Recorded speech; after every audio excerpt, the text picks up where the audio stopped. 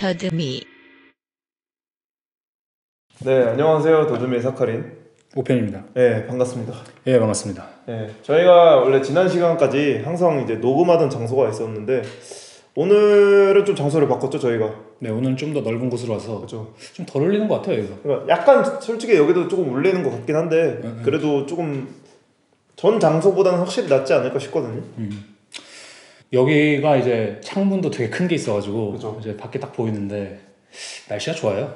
요새 이제 독일은 이번 주 초부터였죠, 그죠? 네. 날씨가 이제 덥고 확실히 여름이 다가오는 게 느껴지는. 한국도 이제 거의 30도 정도 찍는다는 것 같은데 오, 여기도 한 25, 5, 6도 되는 것 같아요. 6도 정도로 한 몇 주 가는 것 같더라고요, 느낌이. 제가 약간 이제 나는 자연인 마냥 알바하고 퇴근하면서 항상 이제 하늘을 보고 그 다음 날을 예측하거든요.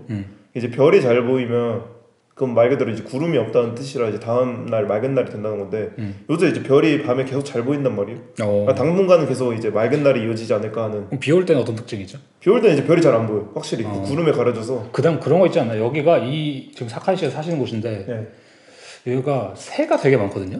그죠. 근데 저한테 뭐 새가 낮게 날면 비가 온다 했나? 아니 이거 팩트예요. 이건 나중에 한번 이제 과학적으로 윤무부 선생님께서도 한번 얘기하셨고 네. 진짜로 이거 새가 낮게 날면은 기압이 낮아진다는 얘기가 있거든요. 네. 이미 저기압인 상태에서 새가 낮게 난다고 막 그런 얘기가 있어요.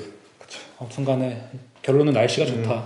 그래서 결론인데 뭐 어쨌든 저희가 이 자연 얘기를 하다가 나무가 또 영어로 우드 아닙니까? 그죠. 근데 저희가 오늘 소개할 작가와 또 연관이 깊죠.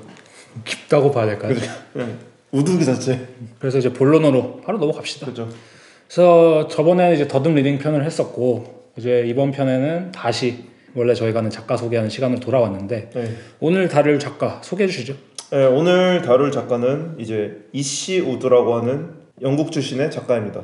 근데 이 시우드는 들어보신 분도 꽤 많을 것 같고 아시는 분들도 꽤 있을 것 같아요. 근데 제가 이제 항상 해보던 게 이제 이 조사하기로 결정을 하면은 이름을 한국어로 쳐보거든요. 구글이나 네이버에. 아니면 전 그거 해보거든요. 이 시우드를 영어로 치고 그 작가, 예술, 그다음 작품, 회화 뭐 이런 거. 근데 생각보다 별로 없더라고요. 그죠. 재료가. 그러니까 저도 이걸 조사하면서 봤는데 좀 아시는 분도 있는 것 같고 확실히 미술계라든지 아니면 좀 실제로 좀 컬렉팅을 하신다거나 전시를 많이 보러 다니시거나 그쪽에 그런 일을 좀 하시는 분들은 많이들 아시는 것 같은데 맞아요. 아직 일반인들한테까지는 알려져 있지 않은 그 정도의 작가? 그럴 수밖에 없죠. 그죠. 왜냐면 아직 너무 젊기 때문에. 맞아요. 네. 그럼 작가 소개를 한번 제가 간단하게 비오그래피를 말씀드리자면 사실 역대 더듬이 그러니까 조사한 작가 중에 가장 최연소 작가죠. 저가 알기로는 최연소가 이제 버니로저스였는데 원래 버니로서 이제 2년생인가? 92년생인가 그렇고 이제 이 작가가 1993년 이제 미국 출생의 영국인으로 현재는 이제 런던에 거주하고 있습니다. 그리고 이제 어릴 적 의사이던 부모님을 따라 미국에서 이제 영국으로 돌아왔다고 하는데 그러니까 그런 거 있죠. 이제 미국에서 의사로 좀 이제 활동하고 계시다가 부모님이 그러다 고향 가서 살자. 그죠. 그래서 고향으로 근데 돌아온 고향이 케이스. 런던. 고향이 런던. 네. 그리고 이제 2015년에 런던 골드스미스 대학에서 예술사학 및 순수미술 학사를 받았고 2018년에 이제 런던 왕립예술대학이죠. 로얄 아카데미에서 이제 마스터를 했는데 이게 그게 있어요. RA, 그러니까 로얄 아카데미가 RA고, 그죠. 그다음에 RCA가 있을 거예요. 아 RCA가 또 따로 있나요? 로얄 칼리지 오브 아트. 오. 그 두 개가 약간 헷갈리는데, 네. 그 제가 알기로는 로얄 아카데미가 무슨 풀 장학금을 다 받아야 갈 수 있는 느낌으로 오. 알고 있거든요. 뭐 확실하지 않은데. 이야. RCA는 이제 좀 많이들 가는 학교고, 근데 RA는 조금 미국처럼 뭐 쿠퍼 유니온? 오. 뭐 약간 이런 느낌인 것 같아요. 근데 이제 이시우드 같은 경우는 이제 RA였죠. 이제 RA죠. 그러니까 좋은 학교를 나온 거죠. 오. 그러니까 RCA가 구리다는 게 아니라. 그리고 이미 이제 학사였던 이제 골드스미스 대학교에서 이제 재학 시절부터 영국의 이제 카를로스 이시카 갤러리 소속으로 개인전을 가졌었고 이 카를로스 이시카 갤러리를 찾아봤더니 소속 작가들이 대부분 이제 80년대에서 90년대생으로 대부분 젊더라고요. 젊은 갤러리. 그리고 심지어 이제 두 명의 98년생 작가도 있었거든요. 리바세 카라는 작가와 조시안나 M.H. 포치라는 작가도 있었는데 그러니까 약간 진짜 젊은 애들을 딱 그죠. 계속 키우는. 그죠. 제가 이 갤러리를 좀 찾아보니까 이 갤러리스트 자체가 이미 엄청나게 젊은 여성이고 꽤나 좀 레디칼적인 측면이 있더라고요. 그래서 영국 내 갤러리 그룹인 콘도의 설립자이기도 한데 이 콘도가 뭐냐면 갤러리와 갤러리 간의 어떤 상생을 위한 콜라보레이션을 하는 거예요. 그래서 원래는 아트바자리라던가 어떤 대형 미술 아트페어가 있어야만 갤러리가 다른 나라에 갔을 때 전시할 수 있는 부스를 마련하는 시기잖아요. 그쪽에 돈이 많이 들어요. 네, 근데 콘도 같은 경우에는 런던에 있는 갤러리가 뭐 예를 들면 브뤼셀에 있는 갤러리를 초대해서 공간을 빌려주는 식으로 해서 이제 공간 대여 방식의 콜라보. 그래서 다른 나라에서도 다른 그죠, 나라에 그죠. 있는 이제 갤러리가 할 수 있게. 다른 나라에 있는 갤러리가 그 런던에 있는 대형 갤러리의 공간에서 전시를 할 수 있는. 좋네요. 그런 식의 이제 그룹 프로젝트를 해서 이 프로젝트의 약간 설립자로 알고 있더라고요. 그러니까 말씀하신 건 간단하면 그거네. 뭐 독일에 있는 갤러리가 한국에서 전시를 하려면 사실은 이제 아트페어밖에 없잖아, 다. 그죠. 근데 그런 게 아니라 이제 독일에 있는 갤러리와 뭐 한국에 있는 갤러리와 뭐 제휴 뭐 이런 걸 맺어가지고 한 번은 이제 독일에 있는 갤러리가 한국 갤러리를 빌려서 거기서 하고 한 번은 또 한국 그죠, 그런 식인 이런 거죠. 식으로. 네. 근데 어쨌든 이 바네사 카를로스가 이 단체가 커지길 원치 않는다고 하더라고. 이 단체가 커지는 거는 그거 자체가 이미 아트페어적 성격을 띠고 있기 때문에 뭐 그렇긴 약간 소규모로 계속해서 유지를 하겠다. 에어비앤비가 되게 싫다. 그죠, 에어비앤비. 그리고 이제 그 외에도 뭐 여러 가지 소개할 전시가 너무 많긴 한데 뭐 개인전도 이미 어느 정도 꽤 많이 했었고 단체전도 꽤 많이 했었죠, 그죠? 예를 들면 그래서 2023년에는 이제 일민미술관 그러니까요. 거기서와 이제 프랑스의 라파에트 안티스파티온에서 개인전을 준비 중이고, 그죠.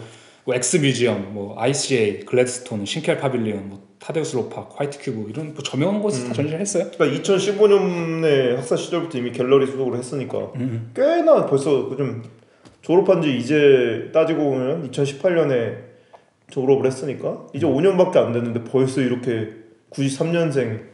그러니까 이거는 한번 얘기를 처음에 하고 넘어가면 좋을 것 같은데, 딱 저희가 조사를 시작하면서 그랬잖아요. 저도 사실은 이슈도 작업은 알았지만 이거 정확히 뭐 하는가 뭐 이런 건 잘 몰랐잖아요, 저희가. 뭐 얘는 음악 만들고 뭐 글 쓰고 이런 거 정도는 알았지. 뭐 정확히 뭘 하는지 몰랐으니까. 근데 찾아보니까 저는 보통 이제 우선은 조사를 할 때 인터뷰를 한 번씩 다 보거든요. 왜냐면 인터뷰가 그래도 좀 재밌는 이야기도 많고 좀 틀에 박히지 않는 여러 가지 이야기가 많기 때문에 솔직한 그런 과정을 알 수 있고. 근데 인터뷰가 역대 했던 작가 중에 제일 많았어요, 제 기억으로.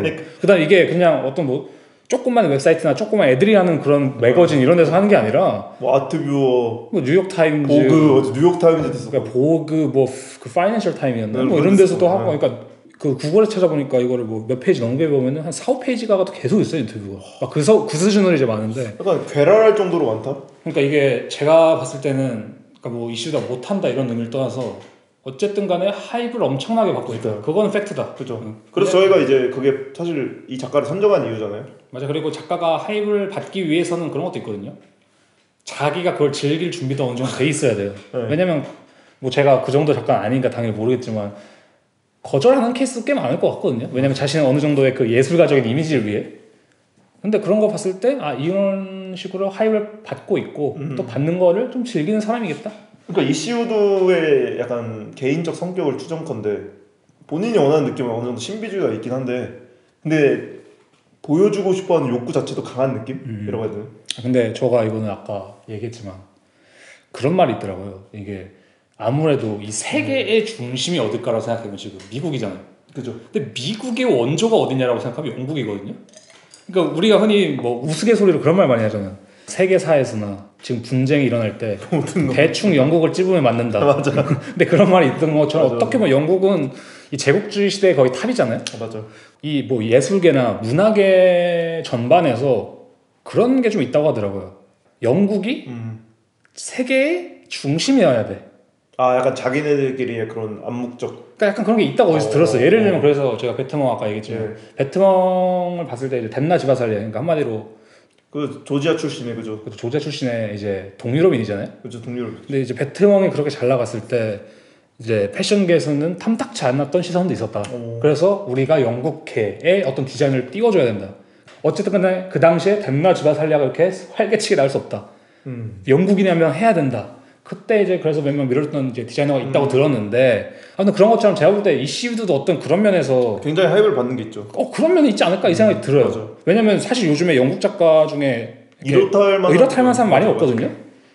근데 그런 걸 봤을 때 좀 그런 면이 있지 않을까? 그 다음 어쨌든 여성이기도 한 게 요즘 여성 서사라든지 뭐 이런 당연히 그런 이제 내러티브가 되게 센 시대니까 이런 면이 좀 있지 않을까 하는 건 제 추측인데 뭐 그럴 것 같아요, 제 생각. 그리고 저희가 이제 사실 여기 유럽에 살면서 여기서 활동하고 있는 젊은 작가들의 그림도 많이 보잖아요. 그죠. 근데 많은 작품들이 확실히 이슈도 영향을 받은 게 벌써 보여요. 그죠. 어떤 식으로 보면 약간 초현실주의적인 느낌과 더불어 약간 몽글몽글한 그 느낌 아시죠? 맞아. 되게 부드럽게 가고 있는 그런 느낌도 많이 보이고 되게 좀 힙하기도 하고. 그리고 이시우도 작품이 이미 경매나 지금 옥션에서도 보면 굉장히 높은 가격에 팔리고 있고 저는 진짜 말도 안 되게 높은 가격에 팔리고 있고 그러니까 제가 읽었었던 거 2018년이었어요. 그게 이미 그것도 5년 전인가? 그때 크리스티에서 6천만 원? 뭐 그 정도 가량으로 팔렸다고 들었어요. 그것도 비싼 거고 근데 그거는 뭐 그럴 수 있는 가격이거든요. 뭐 작품도 크다고 생각했을 때 물론 비싸지만 그것도. 근데 그 사카린 님께서 저한테 이제 카톡을 갑자기 5편 이 이슈드 작업 얼마였죠? 6억이죠. 한국 6억에 팔린 얼마 달렀어요? 아니 전 처음 들었을 때 그 생각했어요. 아 사카린 씨가 6천만 원을 좀 잘못 계산했구나. 근데 찾아보니 진짜더라고요. 그렇죠. 그래서 근데 이게 물론 이제 6억에 팔렸다 해서 이슈드가 3억 가지고 뭐 갤러리가 3억 가지고 이게 아니라 한번 팔리고 나서 그거 리셀가죠. 리셀가로 이제 팔린 거라고는 하는데 그래서 그래도 그거 좀, 때문에 은근히 자기 이슈드 인터뷰 보니까 그것 때문에 은근히 또 이제 악플 이런 것도 좀 달렸었다는 식으로 그러니까 악플은 아니겠지만 뭐 개인 DM이라든지 아니 약간 논란이 있었다. 근데 물론 뭐 자기 스스로가 이제 창조한 논란일 수 있긴 한데 어쨌든 그런 식으로 말하는 거 봤을 때 흔치 않죠. 6억이 94년 흔치 않죠. 지금 같은 때 그 런던 같은 경우도 제가 그 이시카와 카를로스 이시카와 갤러리 보면서 런던도 요새 사실 모든 갤러리 대부분 적자라고 하더라고요. 레드라이트라고 하더라고요. 요즘에 근데 그 와중에 이제 이시우드라는 대어가 있는 지금 카를로스 이시카와 갤러리는 싱글벙글이지 않을까. 그렇죠. 아무튼 좀 잡설이 길었는데 그래서 왜 이 작가를 선정했냐 좀 말씀드리자면 이제 저희가 계속 말한 것처럼 요즘 잘 나가고 좀 하이를 많이 받고 있고 그다음에 저희가 요즘에 사실 이제 나이가 든 작가들 많이 했잖아요. 맞아. 그래서 어쨌든 다시 초심으로 좀 돌아와야 되는데 누가 있을까? 뭐 아니면 어떤 애 해야 될까? 젊고 잘 나가는 애 하자. 이렇게 된 거죠. 그럼 여러 가지 관점으로 또 얘기해 볼 수 있는 거죠. 근데 분명한 거는 한 번쯤 다룰 만한 작가인 게 아까 넘지씨 말씀하셨지만 요즘 젊은 작가들 중에 그렇게 하는 사람도 꽤 있어요. 맞아. 그러니까 우리나라로 치면은 저는 이제 강석호 이제 얼마 전에 돌아가신 분 계시거든요. 강석호 작가나 그분 좀 나이가 있으신데 아니면 요즘에 이제 젊은 작가 중에 강동호 작가라고 있거든요. 휘슬소설 커요. 네. 그분이랑 좀 묘하게 겹치는 이제 기법적으로 좀 겹치기도 하고 이렇게 전반적으로 미감이 좀 겹친다. 근데 그럼에도 불구하고 확실히 다르긴 해요. 그러니까 강동호 작가나 강석호 작가의 그림이 좀 정제된 느낌이라면 이 시대의 그림은 좀 더 화려한 느낌이 로한 느낌이 있죠. 좀 더 날 것의 느낌이 있는 건 같은데. 맞아. 아무튼 그래서 저희가 뭐 이거 얘기하면서 왜 이 사람의 작업이 인기가 많은지 그런 것도 얘기해보고 그리고 새로운 젊은 세대 작업이잖아요. 그죠. 좀 지금까지 있었던 다른 작가들과 또 어떻게 다른 궤를 가지고 있는지 뭐 그런 걸 얘기하다 보면 또 재밌을 것 같아요. 그리고 전략적으로 2023년에 이제 일민미술관에서 전시하니까. 제가 뭐 이시우도 전시하면 인기 장난 아닐 것 같아요. 그러니까 왜냐면 지금 일민미술관에서 하는 전시가 동시대 사실주의였나요? 뭐 그런 그러니까 한마디로 구상회화 예, 맞아요. 그거 하고 있어요. 근데 요즘 젊은 한국은 애초에 회화가 되게 강세인 나라고 애초에. 맞아. 그다음에 그 회화 중에서도 구상회화가 강세인 나라기 때문에 제가 볼 때는 이슈드의 작업이 잘 먹힐 수밖에 없죠. 일매미술관 큐레이팅 하시는 분이 그런 구상회화를 되게 좋아하시는 것 같은데 아무튼 그래서 이슈드를 좀 기획한 게 아닐까. 맞아. 일매미술관이 요즘엔 젊은이들 많이 타겟층으로 삼고 있는 것 같은데 이슈드의 그림이 혹시 뭐 젊은 사람들이 보기 괜찮은 그림이죠. 어떻게 보죠? 언제 열린지는 저도 정확히 모르겠지만 열린다면 이제 그걸 보시고 또 더듬이를 듣는 유입 시청자분들이 더 많아지길 기대하면서 한번 준비해봤습니다. 네. 그럼 뭐 작업 얘기를 하면서 좀 더 이제 본격적인 얘기를 해볼까요? 네. 저희는 그럼 작업 얘기로 돌아오도록 하죠. 네.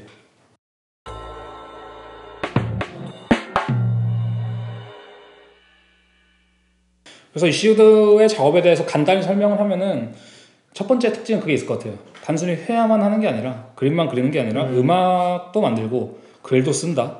그래서 비유적으로 말하자면은 이제 메인이 회화고 이제 그림이나 음악이나 글이 이제 태양 주위를 이제 여러 행성들을 돌듯이 이렇게 좀 돌고 있는 느낌 그런 느낌이라 보면 될 것 같은데 그래서 그가 인터뷰에서 그렇게 말을 해요. 즐거운 시간이 정확한 표현인지는 모르겠지만 이 모든 것을 만들지 않으면 슬픔에 빠져 죽을 것 같아요. 매체는 서로 다른 시간에 울타리를 치거나 서로 흐릿해집니다. 그림은 가장 견고한 모험이고 음악은 종종 지옥 같으며 글은 그림과 음악이 말하지 않는 것을 한데 모은 것입니다.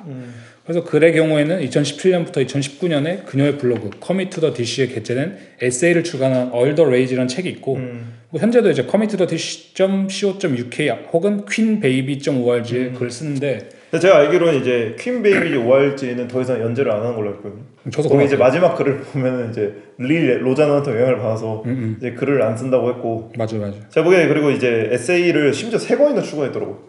그 이제 이시카와 갤러리에서 이게 블로그 글이 이제 알고 보니까 2007년부터 2021년까지 연재를 했었는데 그것도 이제 세 권으로 정성스럽게 딱 나눠서 이렇게 또 연재를 해줬더라고요. 그러니까 이게 약간 그 작가 성함 기억이 안 나는데 이슬기 씨였나? 이게 한국의 에세이스트 하시는 분이 계세요. 알죠. 그런 것도 또 요즘 젊은 여성을 필두로 약간 일어나고 있는 움직임, 약간 에세이집이라든지 짧은 글 같은 거 그런 것도 보면 약간 이슈도 약간 그런 접점이 또 있지 않나? 맞아요. 뭐 그런 생각 들고. 그래서 글의 내용은 대부분 이제 약간 그녀가 일상 속에서 좀 생각하는 뭐 기괴한, 뭐 이상한, 폭력적인 아니면 그런 글들인 건데.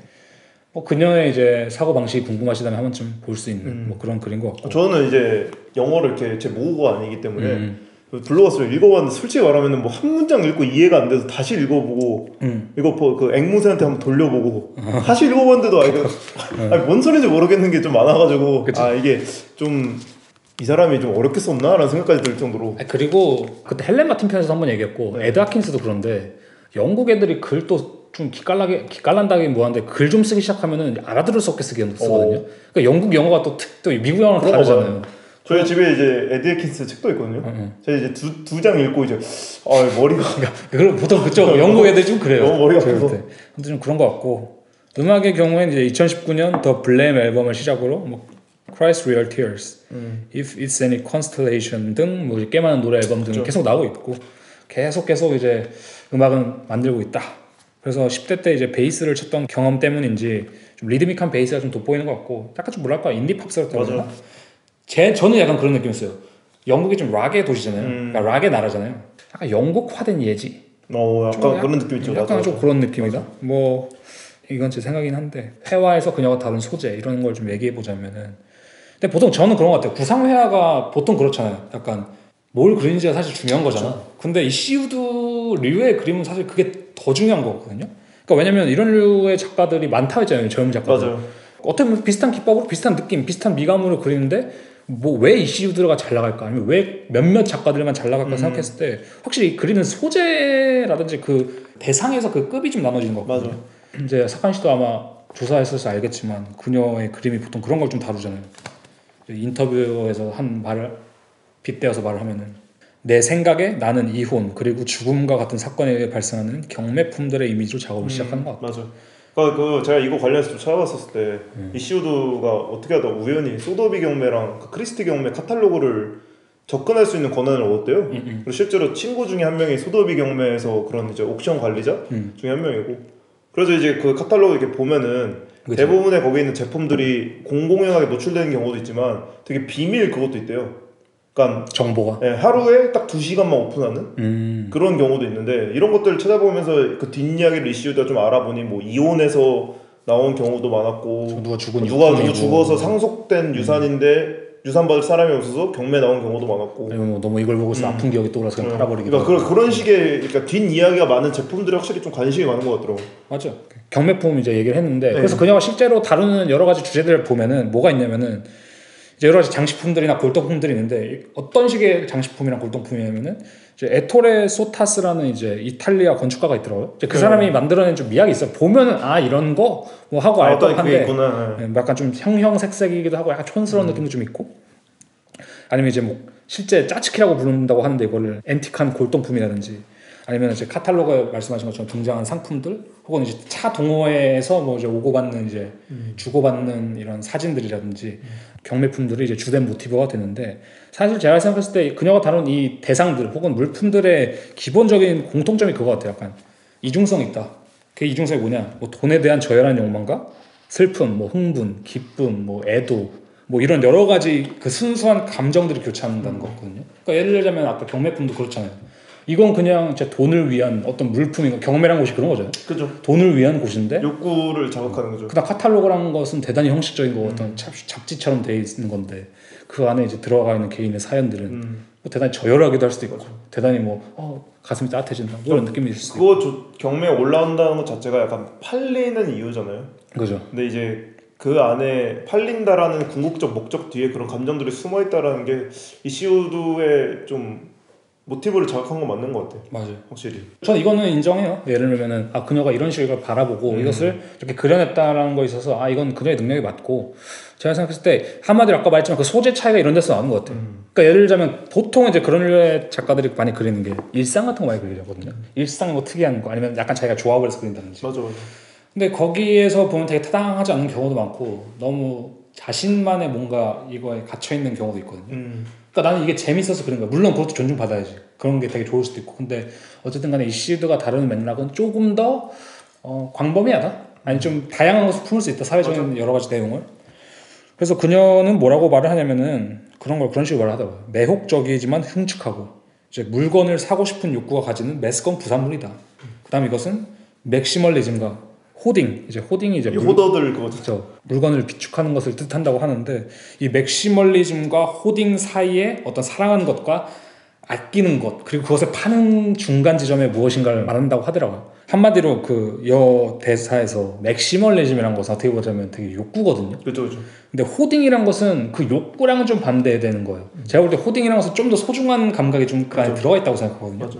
그런 걸 봤을 때 욕구와 어떤 소중한 감정의 충돌, 이 사이에 존재하는 어떤 대상을 좀 찝는 게 아닐까? 제 생각에 맥시멀리즘은 진짜 말 그대로 그냥 사놓는 거고 계속 호딩은 언젠간 쓰겠지라는 감정이 들어있는 것 같아요. 맞아요. 얘가 언젠간 필요하겠지? 그러니까 호딩을 그래서 이게 그런 사람도 있잖아요. 집에 못 버리는 거 엄청 많아가지고 막 쌓아두는 사람들. 아니면 그거는 거지.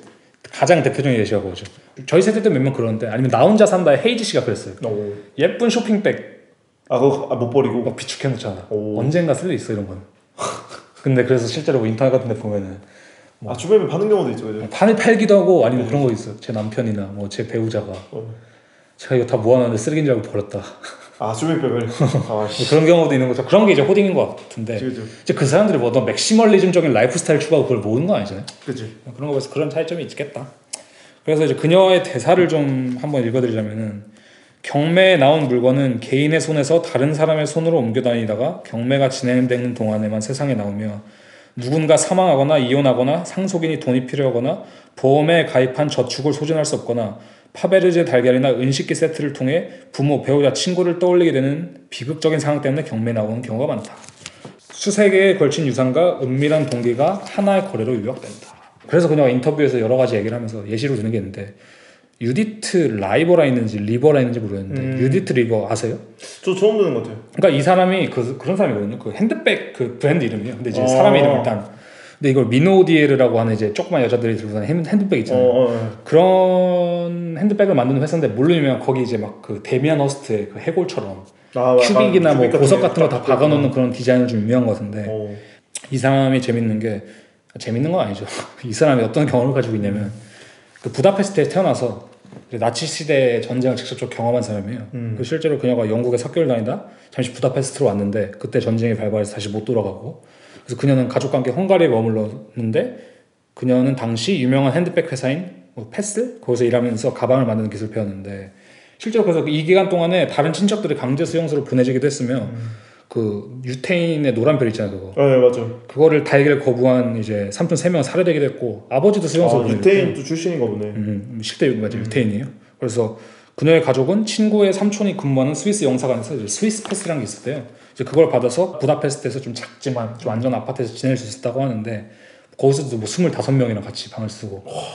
그래서 그녀는 그런 말을 하더라고요. 불행을 극복하기 위하여 내 머릿속에서 핸드백을 디자인했다. 이제 그녀가 그러고 살고 있다가 이제 미국에서 온 거스 리버라는 병사랑 눈이 맞아서 결혼했고, 결론적으로는 이제 26세 미국으로 넘어간 케이스. 이제 그때부터 이제 가방을 만들기 시작했고, 지금의 이제 그 브랜드가 탄생한 건데, 그녀의 가방이 사실 현재 사이트에서는 $1,000에서 한 $6,000까지 좀 다양하게 팔리고 있고, 이베이 같은 데서 수요가 은근히 있다고 하더라고요. 콜렉터들이 되게 갖고 싶어하는 그런 특정 디자인이나 뭐 이런 것들이 잘 나온 게 있을 거 아니에요. 뭐 그런 것들을 되게 이제 비싸게, 엄청 비싸지 않는데 막 샤넬백 이 정도는 아닌데 비싸게 거래가 되는데, 제일 유명한 건 이제 크리스탈을 박아놓은 백조 가방이 유명하다고 하더라고요. 이제 그게 보면은 그 백조의 모형이 약간 이슈대 작업에 자주 은근히 등장하는 그 자주 등장하고, 이 예시가 저는 약간 그 이슈드 작업이 뭘 말하고자 하는지 잘 보여준 것 같아요. 그러니까 약간 어쨌든 겉으로는 화려하지만 내면에는 그 대단한 부다페스트 그 아우슈비츠라든지 그 나치 시대 아픔이 좀 녹아 들어가 있는데, 이것이 이베이에서 다시 경매가 되고 이런 것들 되게 웃기다는 거죠. 사실. 그런 그래, 거 이런 봤어요. 것들이 참 뭔가 이 럭셔리한 라이프를 가지고 있는 사람들만이 얘기할 수 있는 소재이지 않을까라는 생각도 들거든요. 그죠? 이거 누가 아냐고. 그러니까 누가 아냐고 이거를. 그러니까 왜냐면 저희는 당근마켓을 뒤져도 쓸데없는 거 뒤지거든요. 네. 그쵸? 저는 이제 이거 하나 싸게 사겠다고 뒤지고 있는데. 저도 이제 이베이 클라인의 앉아있기 이런 거 보는데 여기 어떤 그 아니 그러니까 뭐 예를 들면 3유로짜리 연필이나 그치. 10유로짜리 뭐 사례와 가방에 어떤 상속된 혹은 이혼의 아픔이 있겠냐고. 그치, 그치. 그러니까 럭셔리 정도의 그 가치가 있어야. 그러니까 저희가 느끼는 세컨드 핸드 마켓, 그 빈티지 마켓은 그냥 저는 최근에 거래 내역은 그거였어요. 한국에서 뭐 사셨어요? 네. 삼각대. 오. 삼각대 은근히도 왜 사셨어요? 여기 있잖아요 하나. 근데 한국에는 이제 없으니까. 아 한국용? 한국에 있었어요. 그때 뭘 찍었어야 돼서. 근데 이제 한국에 있었을 때 샀는데 그게 또 뭐 정가 주고 사면 또 꽤 비싸. 그다음 삼각대란 게 한 번 이제 간단하게 쓰려고 사는 목적에서 또 너무 비싼 거 사긴 좀 그렇잖아요. 그렇죠. 그래서 저는 뭐 정가가 한 8, 9만 원짜리 한 3만 원, 뭐 2만 원 이렇게 샀었는데 그냥 그 정도잖아. 이혼의 아픔이 있었네. 거기는 이제 그 남편의 아픔은 있겠죠. 팔아야 된다. 아니면 그 가정의 약간 그 슬픈 비화. 뭐 예를 들자면은 사진을 찍으려고 샀는데 사진을 이제 별로 찍고 귀찮아서 안 찍게 된다. 뭐 이런 비화 정도는 있지만 맞아. 그 안에 아우슈비츠가 어딨냐고. 예를 들자면. 맞아. 그러니까 코코 샤넬급은 가야 샤넬이 이런 삶을 살았대 이런 이야기가 생기는 거지. 그러니까 어떤 물건이라는 것도 스토리가 완성되려면 이제 긴 역사가 필요해서 그냥 이제 빈티지라고 해도 그냥 빈티지가 아니라 그 명품적 빈티지는 이 손을 많이 거치니까 맞아요, 손을 많이 거치게 이야기가 많이 쌓이는 게 있죠. 그리고 오늘 편을 들으면서 이제 시청자분들, 청취자분들께서 이제 마음속에 새기셔야 되는 것 중 하나가 그 구도를 또 염두에 두고 보시면 좋아요. 사카린과 5편의 약간의 대결. 어떤 대결이요? 사카린 씨는 지금 되게 부정적인 입장이시고 저는 뭐 부정적이진 않고 저는 약간 이제 중립적이라고 노력한 게 있는 거죠. 저는 약간 중립적으로 노력을 하는 것 같은데 아무튼 그래서 이런 예신 잘 맞아 떨어진다. 그렇죠. 저는 약간 이런 걸 생각했거든요. 어쨌든 이시우드 관련해서 좀 기사를 찾아보다가 약간 기자분이 이런 식으로 표현을 했거든요. 이시우드의 작업은 런던 메이페어를 걷다 보면 볼 법한 앤틱 찻잔, 식기 세트, 토르소, 고급 네일로 대변되는 여성들의 크롭된 얼굴들을 그린다라고 했는데 사실 이시우드의 작업을 보시면 알겠지만 그 사람이 말하는 정무라는 이 일반 사람들이 생각하는 정무라는 건 달라요. 이건 좀 다르죠. 그러니까 거기에 이제 표현되어 있는 어떤 이제 진짜 고급적 앤티크들이라던가 아니면 거기 있는 이제 명품 작품들이 저는 약간 그런 생각이 들더라고요. 이 독일에서도 정말 간혹 보이거든요. 아직도. 그 이제 콜로니얼 샵이라고 들어보셨나요? 뭐 제국주의자네. 네, 그 아직 있긴 해요. 그러니까 우리나라로 치면 만물상 같은 느낌인데 그러니까 과거에 있던 약간 어떤 뭐 식민지에서 탈환해온 제품이라든지 아니면 이제 인도에서 온 고급 섬유 같은 것들을 이렇게 기념품적인 느낌으로 엑소틱 샵이라고도 하거든요. 뭔 느낌인지 엑소틱 아니면 이제 콜로니 샵 이런 것들이 있는데 사실 제가 메이페어를 좀 찾아보니까 여기가 이제 영국에서도 거의 끝판왕 부촌이라고 하더라고요. 완전 무슨 느낌이야? 고급 부촌이라는데 제 생각에도 이제 이시우드가 본인 인터뷰에서 밝힌 약간 나릇한 말들과 뭐 예를 들면 돈 많은 남자가 제 머리 위에 있기를 원했다면 저 아빠한테 다시 연락했을 거예요. 근데 저는 이건 인정하는 게 뭐냐면은 그 이태원 쪽에도 그 앤틱샵 거리가 있어요. 근데 더럽게 비싸요 거기도. 근데 이런 취미가 사실은 취미라고 할 수 있잖아요. 이거를 뭐 내가 이걸 모으는 거든 작업을 쓰는 거든. 근데 그걸 알 수 있는 계기나 동기가 물론 자기가 그걸 해봤어야 하는 거잖아요. 근데 그런 거 봤을 때 그게 아무나 못 사거든요. 그냥 그걸 아무나 취미로 못 붙여요. 그렇죠. 근데 그걸 봤을 때 이슈드가 어느 정도 그걸 할 수 있는 프리빌리지가 있었다. 특권이 있었다는 전 동의해요. 맞아. 그러니까 왜냐면은 진짜 그 앤틱샵이 말이 앤틱샵이지 사실 명품샵이랑 다를 게 없는 거고. 그다음에 가구 같은 건 앤틱이 더 비싸요. 그죠. 어떤 거는 뭐 예를 들어. 그죠. 그 명품 가구들 그런 거 있잖아. 근데 그런 거 봤을 때 저는 이런 것도 있을 것 같아요. 요즘에 그냥 간단히 말하면 이제 힙스터 할게요. 요즘 이제 젊은 힙스터들이 이 앤틱 가구에 실제로 관심이 많아요. 하긴 한국도 그 뭐죠? 자개장. 자개장. 자개장 같은 것도 또. 그리고 예를 들자면은 그 독일에 되게 유럽이나 이런 데서 많이 보이는 그 테이블이 있어요. 테이블이랑 의자가 있거든요. 그러니까 피크닉 테이블 같은 건데, 그러니까 실제 음식점에서 그런 거 많이 쓰거든요. 근데 그게 사실 되게 기본적인 디자인인데, 근데 그게 한국에서 뜬대요. 근데 나는 그게 약간 뭐 이해가 안 되는 거 아니야? 왜냐면 멋있는 맛은 있어요. 그러니까 뭔가 실용적이고, 근데 그게 되게 기본적이고 유럽에서는 뭐 앤틱하다면 앤틱할 수 있는 건데, 그러니까 어떤 느낌이냐면은, 그러니까 모나미 펜이 해외에서 빨리는 그런 느낌인 거예요. 그런 느낌으로서. 몸 느낌인지 알겠죠. 근데 모나미 펜이 뭐 당연히 뭐 비어... 빨려서 안 되는 건 아니지만. 하긴 맞네. 비어가르트 의자 이런 느낌도 있고. 실제 그런 거예요? 맞아. 근데 그런 게, 근데 제가 그거를 누가 알려줘가지고 그래서 그거 의식하고 보니까 다 그거 쓰고 있더라고. 근데 그런 것처럼 사실 요즘 젊은 층들은 고급 앤틱에 그 되게 욕구가 관심이 있죠. 많아요. 욕구가 맞아. 많아요. 근데 그런 거 봤을 때 이시우드가 그런 다른 걸 이제 것도 충족시켜주는 맛도 맛이 있어. 그래서 이 사람이 이제 자주 그리는 그 조안 리버스라고는 미국 코미디언도 잘 보면은 물론 그 사람의 이제 신랄한 개그랑 여러 가지 유명하지만 이 사람도 이제 엄청나게 호화스러운 생활로 유명하더라고요. 그죠. 그래서 그거에서 막 언급을 하는데 조안 리버스가 예를 들면 뉴욕에 살았대요. 뉴욕을 고집하는데 근데 이제 또 전형적인 뉴요커죠. 할리우드는 가야 되니까 매일 비행기를 타고 가는 식이었던 거예요. 또 출근. 난 무조건 사는 건 뉴욕이어야 된다. 난 뉴요커기 네. 때문에. 그래서 이제 구글에 예를 들면 조안 리버스 룸이라고 쳐보시잖아요.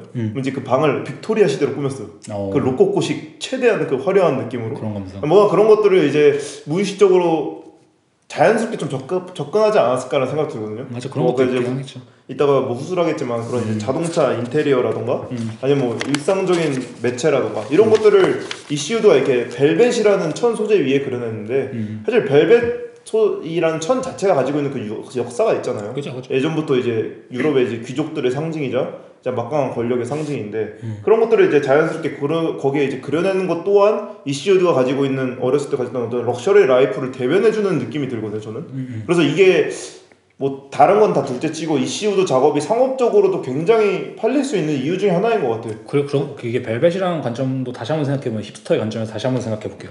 그런 것도 있는 것 같아요. 벨벳이라는 소재는 사실은 저희 부모님 세대 아니면 뭐 저 세대보다 조금 더 위까지만 해도 사실 나이 든 느낌이죠. 그죠? 나이 든 느낌에 일상적으로 입어서는 안 되는 느낌이거든요. 사실 벨벳이란 게. 맞아요. 뭐 되게 종교적일 수도 있고 아니면 되게 귀족적인 느낌일 수도 있고 아니면 되게 뭐랄까 이거는 옷용은 아니야 뭐 이런 느낌이 좀 있을 수 있거든요. 맞아요. 근데 요즘 세대는 이 벨벳이나 이런 것들이 그렇게 과한 소재가 아니란 말이에요. 맞아. 그러니까 벨벳의 하위 호환이 전 골덴 바지라 생각하거든요. 꼬르댕. 그러니까 그게 무슨 소재지? 꼬르댕 소재예요? 그저 생각해 보니 코드로이. 그래 코드로이 있잖아. 코드로이 그런 것도 보면 옛날에 되게 올드하다고 느꼈는데 요즘 다시 젊은이들은 레트로의 느낌도 있고 레트로의 느낌도 있고 코드로이라든지 벨벳을 다시 즐기거든요.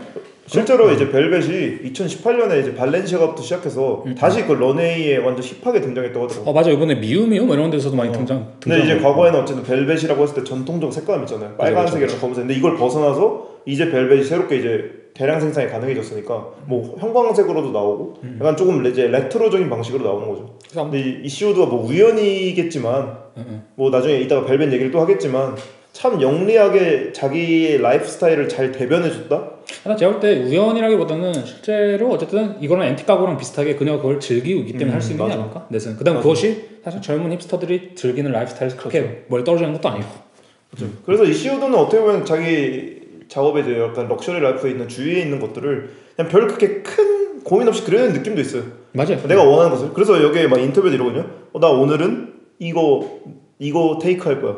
내일은 저거 테이크 할 거야. 나 16세기 페인팅 테이크 할 거야. 그리고 또 뭐 하지? 약간 이런 식으로 인터뷰를 하거든요. 맞아. 그러니까 되게 어떻게 보면은 일반 사람들이 가지기 어려운. 맞아. 그래서 영리한 것 같아요. 뭔지 알아? 내가 가지고 있는 라이프 자체가 남이 욕망할 수 있는 라이프라는 느낌이 드는 순간 이거는 맞아요. 아무나 못하는 거거든요. 그건 맞아. 어떤 좋은 특권이죠. 이거는 진짜 그거는 깔고 가긴 해야 돼요. 그녀가 다루는 소재가 일상적인 듯 보이지만 사실 전혀 일상적이진 않다. 맞아. 그래서 그 다음에 사람들이 좋아하는 건 그 일상과 비일상 아니면 그 특별함 사이에서 오는 그 이상한 감정을 되게 좋아하는 거기 때문에. 그래서 저는 약간 이런 여러 가지가 뭐 이시우드에 대해서 사실 그렇게 많이 얘기를 안 했지만 이제 이런 감성들이 그러니까 이시우드의 이 작업의 전 사실 최강점 중에 하나라고 생각을 해요. 그러니까 저는 사실 이걸 약간 소제형으로 이렇게 달았거든요. I'm 이시우드, it's my mood. 근데 사실 저는 이 무드라는 것에 대해서 항상 좀 재밌게 생각을 하고 있었어요. 왜냐면 제가 약간 이제 인스타 같은데 한번 또 이제 궁금해서 무드를 쳐보면은 해시태그로 진짜 정말 많은 사람들이 셀카를 올리고 아니면은 자기가 가지고 있는 어떤 본 배경이라든가 이런 거 찍고 거기 이제 무드라는 걸 달거든요. 근데 제가 무드를 생각해 봤을 때 무드 등도 있죠. 무드 등. 근데 무드 등도 있잖아요. 근데 무드라고 생각했을 때 그게 뭐 사전적으로는 어떤 자리나 장면에서 느껴지는 느낌, 사회에 떠도는 기운, 사람이나 사물에서 느껴지는 느낌을 말한다고 하는데 사실 무드라는 건 특정 감정을 표현하지는 않거든요. 그죠. 그러니까 무드는 오히려 앞에 붙인 수식어에 따라서 이게 나 오늘 굿 무드야, 나 오늘 배드 무드야 라는 식으로 표현이 될 때 그때 성격이 바뀌는 거지. 근데 제 생각에는 그런 거 있는 것 같아. 뭐요? 무드가 달라질 거라 생각하잖아요. 그러니까 나 슬픈 무드야, 뭐 기쁜 무드야, 뭐 이런 식으로 달라질 수 있잖아. 그죠. 근데 내 생각에 무드라는 단어는 그렇게 쓰는 게 아닌 것 같아요. 무드. 그러니까 무드는 나예요, 나. 아 그죠. 그러니까 우리가 흔히 장난으로 그런 말 하잖아요. 벤츠에서 울고 싶다. 뭐 이런 거 있잖아. 아니면 뭐 랍스터를 먹다 그치. 그릇을 던지고 비극적으로 울고 싶다. 근데 그게 무드지, 그지. 그러니까 한마디로 무드는 내 뒤에 있는 맞아요. 거, 내 삶이 그냥 무드거든요. 맞아요. 한마디로 하면 GD가 있다 쳐봐요. GD가 슬프든 기쁘든 무드예요. 그건 무드야. 근데 GD 무드죠. 근데 그건 기쁜 무드도 아니고 슬픈 맞아요. 무드도 아니고 GD 무드예요. 맞아. 제 생각에. 맞아요. 그래서 무드의 사용법은 사실 그렇게 돼야 되지 않을까? 되게 계급적인 게 아닐까? 그래서 이제 무드 해시태그 자체가 이제는 사실 어떤 밈이 돼버린 것도 있어서 이게 아까 말한 대로 사실 그 똑같은 나르시스트적인 기질을 표현하는 거거든요. 맞아요. 그러니까 내가 무슨 기분인지 알려주고 싶은 게 아니라 나 그냥 맞아. 이래요 오늘 나 여기 있어요라고 표현하는 거거든요. 그러니까 우리가 흔히 인터넷에서 올라오는 글이나 이런 거 봤을 때 막 그런 식으로 많이 하잖아. 아 얘가 하고 싶은 말은 이게 아니라 저거다. 그치. 그러니까 예를 들자면 그런 거 있잖아요. 아 진짜 우리 집이 100억인데 맞아 그런 거. 우리 어머니 지금 싸우시는데 엄마랑 아빠랑 해결법 알려주라고 했을 때 그 글의 논점은 해결법을 알려달라는 게 아니라 내 집이 우리 100억이다 뭐 이거거든요. 예를 맞아, 들자면. 맞아. 근데 무드가 약간 그런 거랑 비슷한 거예요. 한마디로. 그러니까 이 인스타에 올라오는 수많은 무드는 결국 뭐냐면은 가짜의 내 무드를 창출해내고 그것을 계급화시키고 맞아. 아니면 그것을 홍보하는 느낌이라고 생각하면 될 것 같거든요. 그 한국어로 치면은 그 채연 씨가 했던 눈물 셀카 있죠. 사실 이게 거의 무드의 시초라고 생각을 하거든요. 근데 저는 어쨌든 이제 이시우드 작업에 담기는 대상이 사실 어느 순간부터 약간 상관이 없어진 느낌까지 있어요. 그러니까 이시우드라는 캐릭터라 이시우드가 그렸다는 그 무드 자체를 소비하고 싶은 사람들이 너무 많아진 느낌인 게 어느 정도 있거든요. 그것도 있죠. 그러니까 이시우드가 심지어 이제 2023년에 전시를 이번에 했었거든요. 카를로스 이시카와에서. 거기서 이제 자화상을 몇 개 걸었더라고요. 근데 그 선글라스 네, 이제 셀프 포트레이트 하고 이제 끝날 줄 알았어요. 근데 셀프 포트레이트 32, 셀프 포트레이트 41, 셀프 포트레이트 52. 그러니까 이런 식으로 굉장히 어떤 나르시스트적 기질로 자기의 자화상을 끝없이 그리거든요. 그러니까 본인도 이렇게 얘기를 하잖아요. 자기의 작업량이 미친 듯이 많다. 이제 말린다 막 아트 딜러들이 그만해라. 휴가를 가려고 작업 좀 그만해라라고 말린다고 하는데. 그러니까 정확히는 그렇게 말했어요. 뭐냐면 나는 아트 딜러가 나에게 그만 그림을 그려달라고 말하는 몇 안 되는 이상한 아티스트. 그러니까 이런 것들을 봤을 때 이 사람은 이제 자기의 무드가 어느 정도 잡힌 사람이기 때문에 내가 뭐를 그리든 이시우드의 무드가 탄생되는. 그러니까 이거는 사실 어떻게 보면 굉장한 재능이에요. 제가 보기에는. 아 맞아요. 약간 환경에서 오는 그런 운도 있는 것이고. 그러니까 저희가 GD를 방금 언급했지만 그런 거랑 비슷한 거죠. 그러니까 GD한테 뭐 기쁘게 해주세요, 슬프게 해주세요 이런 게 아니라 그냥 올려주세요. 사실. 맞아. 그런 느낌까지 돼버린 거지. 그리고 이제 무드가 사실 시스템화 됐잖아요. 그죠. 과거에는 그러니까 저쪽에 있는 내가 어떤 무드를 가지고 있는지 내가 알 방도도 없었고 걔가 굳이 나한테 와서 말을 하면 그건 무드가 아니라 오늘의 기분에 대한 이야기였거든요. 그지. 근데 이제 무드 자체가 이제 시스템화되고 해시태그라는 것이 생기면서 저희가 토르비앙 레들랑 할 때도 이제 레들랑이 무드에 대해서 언급을 하거든요. 무드 해시태그에 대해서 무드 해시태그를 보고 거기에 있는 사진을 통해서 대부분 그걸 보는 사람들이 자기의 과거, 미래 그리고 현재까지 이렇게 바라본다. 그걸 투영해서. 그러니까 무드는 어떻게 보면 욕망 자체에 대한 이야기인 것 같아요. 그러니까 저는 그걸 질문해야 되는 생각해요. 결론적으로 이 무드에서. 그러면은 사카이시에서 생각했을 때 무드란 게 시스템화돼 있고 체계화돼 있다 했을 때 결론적으로 우리가 지금 말하고 있는 무드는 뭐예요? 그게? 이걸 이제 저희가 얘기를 해야죠. 이시우드의 무드가 어떻게 탄생되었는가. 그리고 이시우드의 무드가 도대체 어떤 식으로 이렇게 하입받을 정도로 욕망을 자극하는가. 근데 제가 이걸 질문한 그건 딱 그거거든요. 왜냐면 내가 누군가 무드라는 걸 말했을 때 내가 볼 때 10명이 방 안에 있다면 8명은 비슷한 걸 생각할 거예요. 그러니까 그렇다는 거는 무드란 게 지금 당장 어느 정도 사회적 합의가 있다는 거예요. 그러니까 그게 사회적으로, 시대적으로 조금씩 변화고는 있더라고요. 그죠. 그러니까 뭐 옛날에 옛날에 그런 단어는 없었겠지만 중세시대 때 무드 있다라고 하면 뭐 멋있는 갑옷을 입고 있는 게 무드 있다고 느껴지는 걸 수도 있고. 저는 정확한 단어 하나 생각났네요. 무드는 힙이에요, 곧. 무드는 힙한 거예요. 무드는 멋있지 않잖아요. 그럼 무드가 탄생될 수가 없는 느낌인 거죠. 그러니까 왜냐면은 무드라는 것이 여러 가지 의미를 담고 있다는 뭐 슬픈 무드, 기쁜 무드라는 게 다르다고 쳤으면은 예를 들면 그런 거예요. 혼자 자취를 해. 이제 여성을 초대했어. 그래서 무드등 켰어. 근데 여성이 그렇게 물어보지 않거든요. 이건 어떤 무드등이야? 라고 물어보지 않잖아. 분위기 좋네. 그렇게 되는 거잖아. 그 분위기 좋네. 그 무드가 정확히 무엇을 뜻하냐는 거죠. 그치. 그걸 사실 그게 이시우드 작업도의 그죠. 또 핵심적인 부분일 수도 있고. 근데 우리가 지금 추구하는 그 무드가 도대체 뭘까? 이것은 확실히 좀 생각해봐야 되는 포인트다. 그 다음에 결론적으로 아까 저희가 구상의 소재 차이 뭐 이런 게 있다 했을 때 결론적으로 그 무드를 성취하느냐 아니냐가 맞아. 그게 구상회와의 현재 싸움인 느낌도 있고. 앤틱 가구는 비싸서 그런지 왠진 모르겠어. 과거에서 와서 그런지 아까 제가 설명한 대로 뭐 돈과 뭐 저열함과 뭐 이 슬픈 개인사가 섞여 있어서인지 모르겠는데 무드가 있어 그거. 맞아. 뭔지 알아요? 맞아요. 근데 진짜 그런 게 있다 쳐봐요. 어떤 이 박사님이 신체 공학적으로 개 지리게 설계한 사무용 의자가 있어. 근데 그건 약간 의자계의 여명 808이에요. 약간 성능은 확실한데 이게 무드가 있냐라고 했을 때 아니거든요. 맞아. 근데 앤틱 가구는 무드가 있어. 근데 그런 거 봤을 때 좀 다르다. 그러니까 버네큘러함과 무드는 다른 거죠 확실히. 뭐죠. 그런 걸 수도 있고. 그래서 어쨌든 간에 확실히 이런 작업에서 성취해야 될 부분은 그 무드는 맞는 거 같아요. 맞아. 그러니까 이거는 어떻게 보면 마지막에 해야 될 얘기일 수도 있어요. 그건 인정. 이시우드가 가지고 있는 그 무드라는 것을 정말 잘 이용하는 느낌 있잖아요. 맞아요. 해답 혹은 정답이 있는 문제는 아닌 것 같은데 그래도 한마디씩만 여기서 딱 하고 잠시 쉬고 와서 할 텐데 네. 무드를 한마디로 정해봅시다. 저는 아까 말한 무드는 힙이다. 그리고 힙은 인류의 역사상 항상 존재해왔다. 왜냐면은 멋이죠 힙이 사실. 무드는 어떻게 보면 멋이다. 왜냐면 생각해보세요. 그 아까 무드등 튼 얘기 하셨죠. 내가 생각해 정말 멋없는 남자가 무드등 트는 것과 그때 무드 있다고 말 안 할걸요? 그건 또 다른 그건 또 다른 문제긴 한데. 다른 문제긴 한데 제 생각에 무드는 곧 멋과 직결되는 느낌인 것 같아요. 그래서 이시우드가 굉장히 힙스터의 선봉주자 중 한 명인 것 같고 오펜 씨는 뭐라고 생각하세요? 저도 비슷한 맥락인 것 같겠는데 저는 무드는 관리된 젊음이다. 관리된 젊음. 그러니까 예를 들면 그런 것 같아요. 집에 와서 무드등을 킨다는 행위가 저는 첫 번째로 그 사람이 힙하다랑 비슷한 젊은 거다. 그러니까 유행에도 아니면 어떤 감각적인 거에 관심이 있다. 그리고 그것이 되게 젊은 상태로 유지가 되고 있다. 라고 했을 때 무드등을 킨다는 게 성립되는 거거든요. 그러니까 예를 들면 어떤 할아버지 집에 와서 날깍 이거 이렇게 내리는 거 알죠? 그 전등줄에 내리는 거 알죠? 그걸 키면 무드가 있다고 생각하진 않을 거예요. 아마. 근데 똑같은 할아버지라도 되게 젊게 입고 멋있게 입고 있는 할아버지가 뭔가 되게 감각적인 앤틱 가구를 딱 틀었을 때 무드가 있다고 좀 느껴질 수 있거든요. 그런 거 봤을 때는 좀 관리된 젊음이다. 그런 면에 있어서는 이슈드는 이 관리된 젊음의 최강자다. 선봉자다. 그 상업 쪽에 그죠.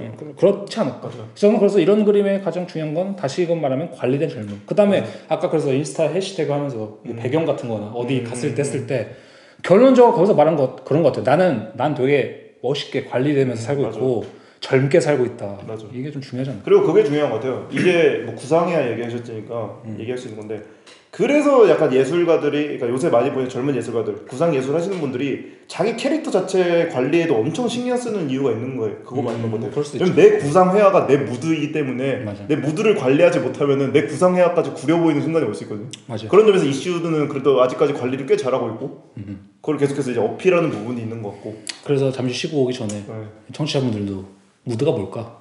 생각해보면. 근데 사실 그래서 어떻게 보면 작업에서는 그렇게 나뉠 수 있을 것 같아요. 각기 다른 무드를 지닌 여러 작가가 있다는 건 말이 안 되는 것 같고 무드가 있냐 없냐. 그죠? 거의 그 정도예요 진짜. 그래서 그래서 그걸 정하고 가야 돼. 맞아. 제가 이제 교수가 됐어요. 예를 들어서. 그럼 이제 신입생이 들어와. 너 무드 있어 없어? 그럼 무드 있으면 좌, 없으면 우 이렇게 딱 가는 거죠. 없는 친구들을 위한 또 커리큘럼이 있고 너네끼리 돌아. 있는 애들끼리 위한 커리큘럼이 따로 그렇게 될 수도 있을 정도로 약간 그런 게 있지 않을까. 맞아. 아무튼간에 저는 잠시 쉬고 또 다른 얘기를 하러 돌아오겠습니다. 네.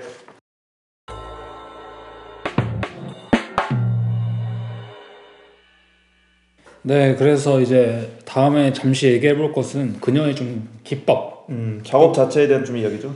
어떻게 보면 좀 되게 스트레이트포워드한 직접적인 얘기긴 한데 베리 슈랍스키라는 분이 이제 이슈드에 관해서 글을 짧게 쓰신 게 있어서 읽어봤는데 좀 잘 쓰신 것 같아요.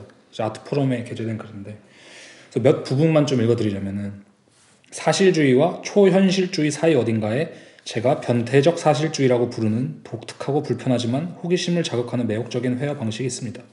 그래서 이게 약간 변태적인데 perverted라고 돼 있거든요. 그래서 왜곡된 그렇게 좀 왜곡된 사실주의. 뭐 변태적도 맞는 것 같고.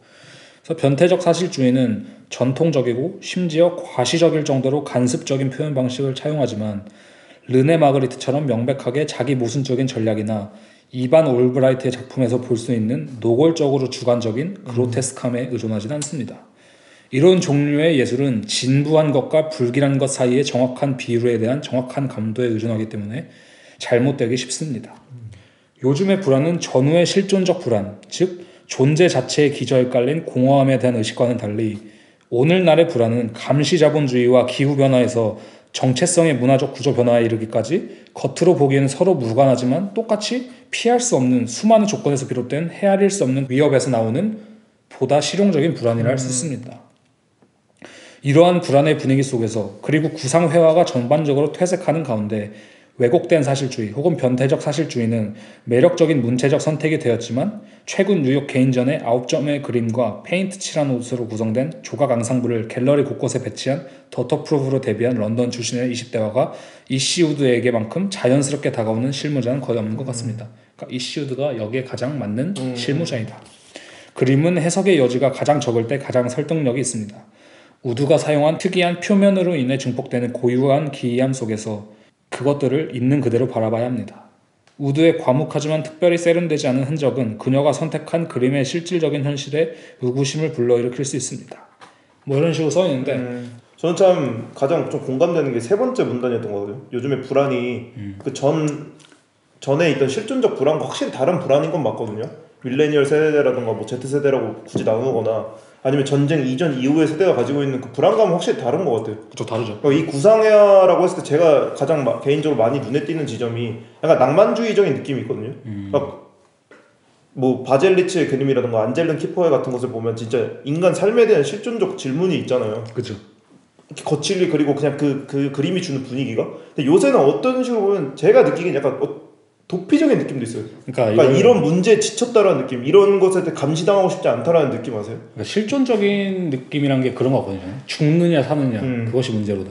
요즘의 불안은 그렇게 말할 수 있어요. 실용적인 불안이잖아요. 파느냐 사느냐 그것이 문제로다. 그럴 수도 있고 맞아. 그럴 수도 있고. 그러니까 르네 마그리트 아까 여기서 얘기했는데 르네 마그리트의 자기 모순적인 전략은 사실은 인간 실존에 대한 어떻게 보자면 인간 존재 자체에 대한 그 뭐랄까 모순 역설을 다루는 거잖아요.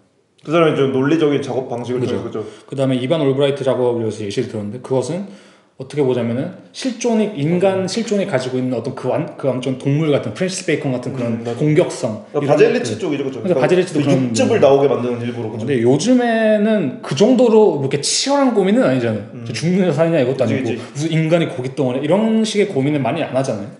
요새 그래서 그림이 제가 이거 약간 사느냐 파느냐도 맞는데 너 거기 있을래 여기 있을래 느낌도 있어요. 뭐 그런 것도 있지. 정치적으로 된 것도 있고. 정치적인 느낌이라면 뭔가 그림 자체에 대한 판타지를 만들어서 현실을 외면하려는 느낌 아세요? 그러니까 이게 그래서 저는 약간 어떤 점에서 약간 전쟁 이후에 뭐 여러 가지 양상들이 있었잖아요. 실존에 대해 연구한 사람이 있었고 어떤 도피적인 방식으로 제가 이번에 조셉 코넬을 읽다가 네오 로맨티시즘이라고 있었더라고요. 그림 신낭만주의. 근데 지금은 약간 역사 사조로서 그렇게 막 많이 언급은 안 되는 장르인데 그 장르들 중에 파벨 체프체프라는 작가가 있었어요. 파벨 첼리체프. 네. 지금은 역사에 거의 안 나왔다고 말이 되는데 그 사람도 보면은 뭐 러시아에서 전쟁을 피해서 미국으로 왔는데 그 사람이 이제 그리던 방식의 그림을 보면은 정말 요즘 사람들이 그리는 것 같아요. 아 그래요? 뭔가 약간 특히 유럽 애들이 약간 판타지적인 요소, 나비의 날개를 달고 있는 남자가 약간 이렇게 날아간다든지, 뭐 그런 되게 낭만주의적인 약간 도피성 작업들 있잖아요. 그죠. 근데 그런 것들이 요새 좀 제 느낌에 많이 보이는 느낌이 있거든요. 근데 그게 약간 현실을 이 불안감을 잊으려고 하는 느낌이지 않을까? 네. 그러니까 제 생각에는 이시우드의 작업을 그런 식으로 표현할 수 있을 것 같아요. 이시우드의 작업이 옛날엔 죽고 살고 이런 거에 문제였는데 요즘에 니네 뭐 이 옷 살까 저거 살까 뭐 이 의자 살까 안티 가구 살까 뭐 이런 고민은 진짜 쓸데없는 고민이 아니냐. 근데 동시에 그들에게 그것은 어떤 면에서는 좀 실존적인 거거든요. 그러니까 그게 안 중요하다고 말할 수는 없어요. 맞아. 예를 들자면 예를 들자면은 뭐 유튜브를 보고 거기서 막 먹방이라든지 아니면 뭐 이제 그러면 뭐라고 하죠? 오픈박스 박스 오픈하는 거 있잖아요. 언박싱. 이제 그걸 뭐라고 하던데? 하울링이라고 하더라고요. 그래요? 뭐 저게 왜 어디서 나온 건지 모르겠는데 그런 식의 걸 봤을 때 내가 그것에 이것을 내가 사야 되나 말아야 되나, 내가 이것을 먹어야 되나 말아야 되느냐 하는 고민이 뭐 피상적으로 보일 수 있겠지만 그게 그렇게 또 쓸데기 없다고 볼 수는 없거든요. 요즘 시대는 그게 되게 실존적인 거거든요. 그러니까 제 생각에 이슈드의 작업은 그런 고민을 실존적인 태도로 다루는 게 그녀의 강점인 것 같아요. 그래서 예를 들면 그녀의 기법을 그래서 어떻게 하냐, 이것을 단순히 뭐 디지털로 그리고 이런 게 아니라 예를 들면 그녀가 그렇게 말하거든요.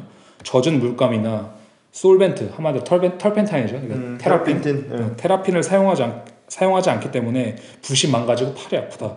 결과물은 변덕스럽고 밀도가 높으며 표면에는 반사가 없고 보존 문제가 나중에 발생할 가능성도 있다. 그런 거 봤을 때 그녀가 아까 이제 되게 텁텁하게 그리는 거죠, 말 그대로. 맞아. 이게 물일기가 없으니까 텁텁하고 거의 이게 그리는 게 아니라 거의 막 쑥쑥쑥 찍어 누르는 느낌으로 그림을 그리는 건데 그런 거 봤을 때 이게 약간 고전적이고 옛날에 그 실존주의적인 느낌이 섞여 있다는 거죠, 그 안에. 근데 그걸로 아까 말한 앤틱한 사물 아니면 뭐 귀여운 것들 뭐 소, 백조, 뭐 미니백, 뭐 자동차 이런 걸 그리니까 그게 합쳐지면서 아 요즘의 실존적인 고민은 무드를 만드는 게 진짜 실존적인 고민일 수 있겠다. 속물의 실존. 뭐 이렇게 나아갈 수 있는 거죠. 어떻게 보자면. 맞아요. 그래서 이제 캔버스의 경우에도 아까 말씀하신 것처럼 이제 그냥 캔버스천보다는 이제 벨벳 같은데 그리기도 하고. 요새는 근데 그래도 린넨에 그리긴 하는데 그래도 아직은 이시우드 하면 이퀄 벨벳이 되는 느낌이 있더라고. 뭐 그런 것 같아요. 그러니까 저도 옛날엔 벨벳을 그린지 몰랐는데 찾아보니까 아 이게 벨벳에 그래서 이 느낌이구나. 이게 맞아. 좀 이게 고개가 끄덕여지긴 하는데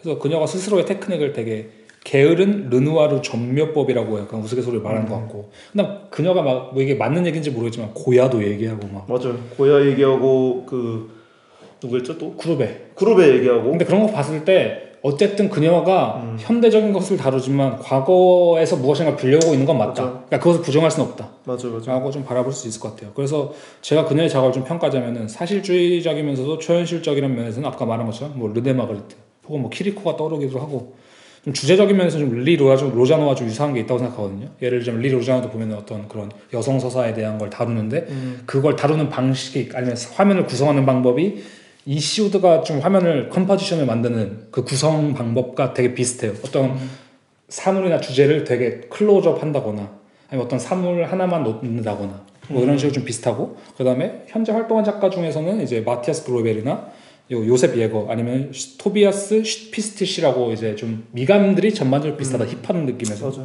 그래서 그런 면으로 좀 기법이나 어떤 계보는 간단히 이런 식으로 좀 말할 수 있지 않을까.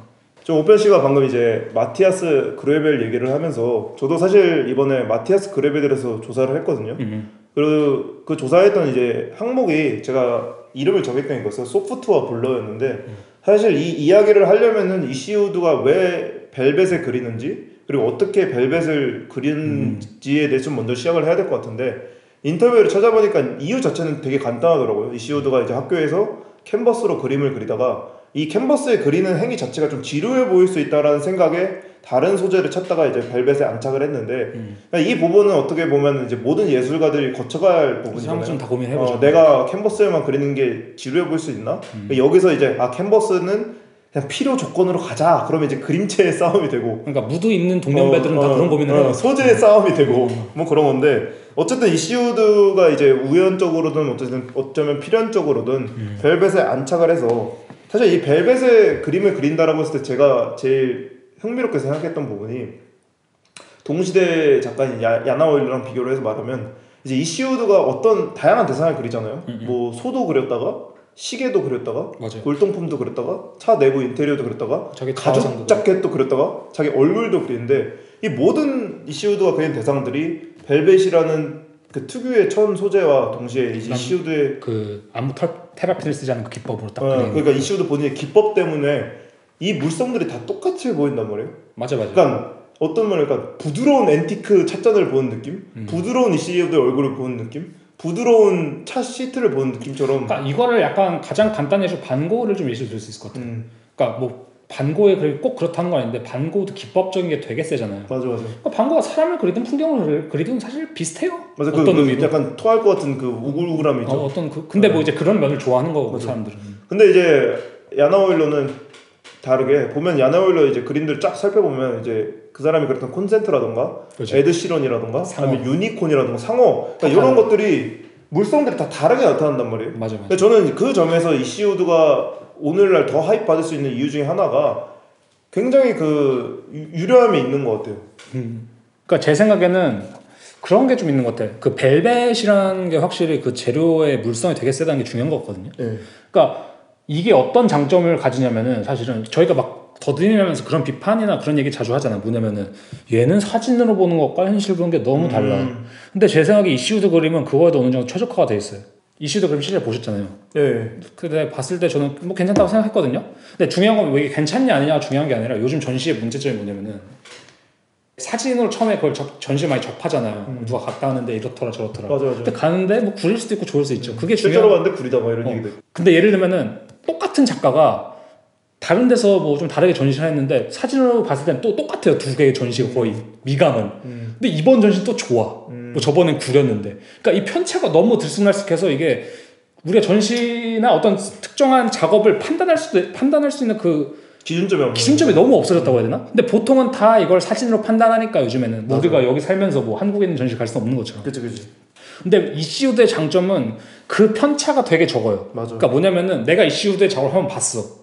그러면 이렇게 생각할 수 있는 거죠. 우리가 모니터 칼리브레이션 하든 색감을 맞추든 아 내가 디지털에서 이슈드 작업을 이렇게 봤는데 실제에서 보니까 좀 먹먹하네? 뭐 좀 더 좋네? 좀 더 안 좋네? 근데 그러면은 그 칼리브레이션을 맞춰놓으면은 그걸 런던에 있든 뉴욕에 있든 베를린에 있든 그 모든 미학이 똑같다는 거예요. 맞아. 근데 그런 면에서는 사실 디지털적이라고 우리가 말할 수 있다는 거지. 맞아. 왜냐면 왜 디지털적일 수 있냐면은 이 기법이 되게 세고 어떤 보여주는 인터페이스나 이 방식이 되게 센 작가들은 모든 그림이 다 똑같아 보이거든요. 맞아. 근데 그거는 디지털이랑도 비슷한 속성일 수 있는 거예요. 사실. 저희가 뭐 어스틴리도 그때 편에서 얘기했던 게 어스틴리 작업은 너무 웃긴 게 그냥 디지털이랑 현실이랑 똑같잖아요. 그죠. 그러니까 본인이 거기서 저희가 막 무손실 얘기를 했었잖아요. 그러니까 그죠. 압축할 필요가 없는 대상이기 때문에 그린 것이 있고 이 얘기 조사를 하면서 제가 그 마티아스 그레벨 얘기를 했을 때도 얘기를 하면 마티아스 그레벨 같은 경우에는 본인이 이제 요즘에 갑자기 이제 다시 하이받고 있는 작가인데 본인이 이제 기계를 통해서 그림을 그리도록 두거든요.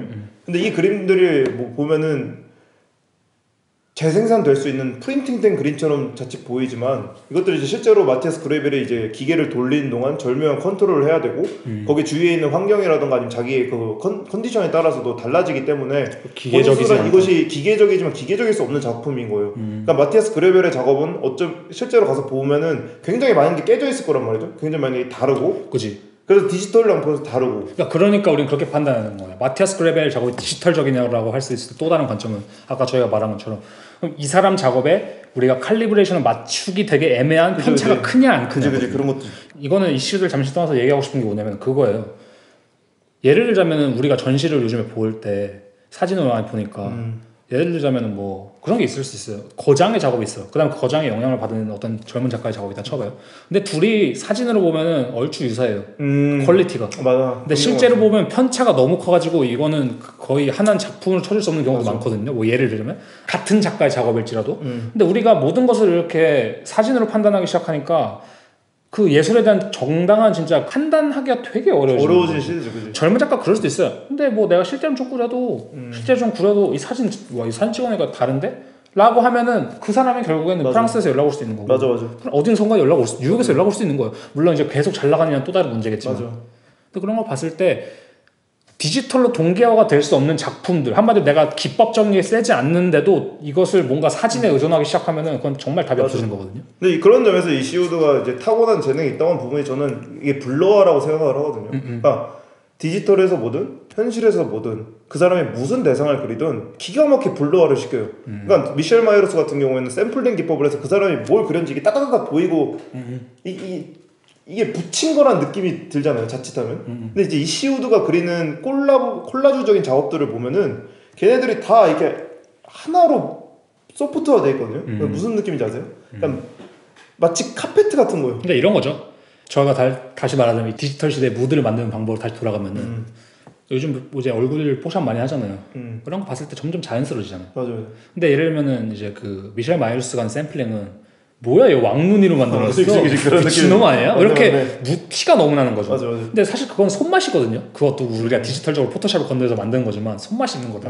근데 이시우드나 요즘에 이제 많은 사람들이 젊은이들이 추구하는 미는 사실은 뭐랄까 이 되게 자연스럽고. 맞아. 그다음에 화장도 그렇잖아요, 그죠? 그다음에 이것을 더 나아가면 어떤 식으로 받아들일 수 있냐면은 사진에 잘 나오는 얼굴형이 더 각광을 받게 되는 거고 뭐 어떻게 보자면 그런 것. 맞아. 그러니까 저는 놀랐던 게 그런 것도 있다고 하더라고요. 뭐 이제 연예인이 아니더라도 요즘에 이제 인스타 많이 하는 사람들은 자기가 어느 각도에서 잘 나오는지 다 알죠. 뭐 이런 걸 다 안다고 하더라고요. 이제 일반인 같은 경우도 인스타그램에 이제 사진이 잘 하입 받으면 협찬이 많이 들어오기 때문에. 근데 그런 식으로 봤을 때 내가 그 장점을 잘 안다 생각해 놓으면은 맞아. 그 사람의 대부분의 사진은 거의 비슷하게 나올 거예요. 맞아. 그런 맥락이라고 볼 수 있어요. 왜냐면 내가 어디 얼굴이 잘 나오고 어떤 포즈가 잘 나오는지도 모르면은 맞아. 그 사람의 인스타는 중구난방이란 말이야 사실. 맞아요. 근데 내가 그걸 딱 깨닫기 시작하고 0점을 맞추는 순간부터는 거의 딱 비슷한 작업물이 나오는 것처럼. 그래서 맞아 이슈는 진짜 0점을 잘 맞추는 거죠. 그러니까 어떻게 소프트화를 시켜야 자기 작업이 가장 자기스럽고 불편하지 않게 위화감 없이 흘러갈 수 있나? 그에 대한 타고난 재능인 것 같아요. 뭐 그런 면에서 이제 저희가 헬렌 마티드도 막 디지털적인 맞아. 얘기했었는데 그거랑 또 약간 다른 궤로 털 달린 디지털? 털 달린 디지털이다. 뭐 진짜 털 달린 디지털이다. 이렇게 볼 수 있는 것 같아요. 그래서 이시우드가 이제 본인 텍스트에서 언급한 적이 있어요. 자기가 사실 좀 겁쟁이적 재질이 있어서 자기가 거기에 쓰는 이제 에세이에 있는 실존 인물들이 가끔 자기가 이제 알고 있는 5명의 친구를 한 명으로 의인화시킨 경우가 있대요.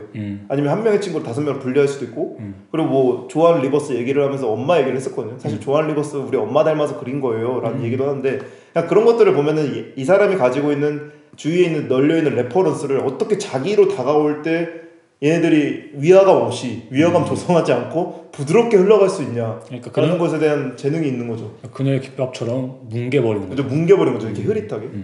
저희 요새 이제 그 50-50의 큐피트가 유행했잖아요. 그죠. 이제 우키팝이라는 분 이제 채널을 보다가 큐피트의 이제 성공 사례 중에 하나가 그거더라고요. 최대한의 부드러움.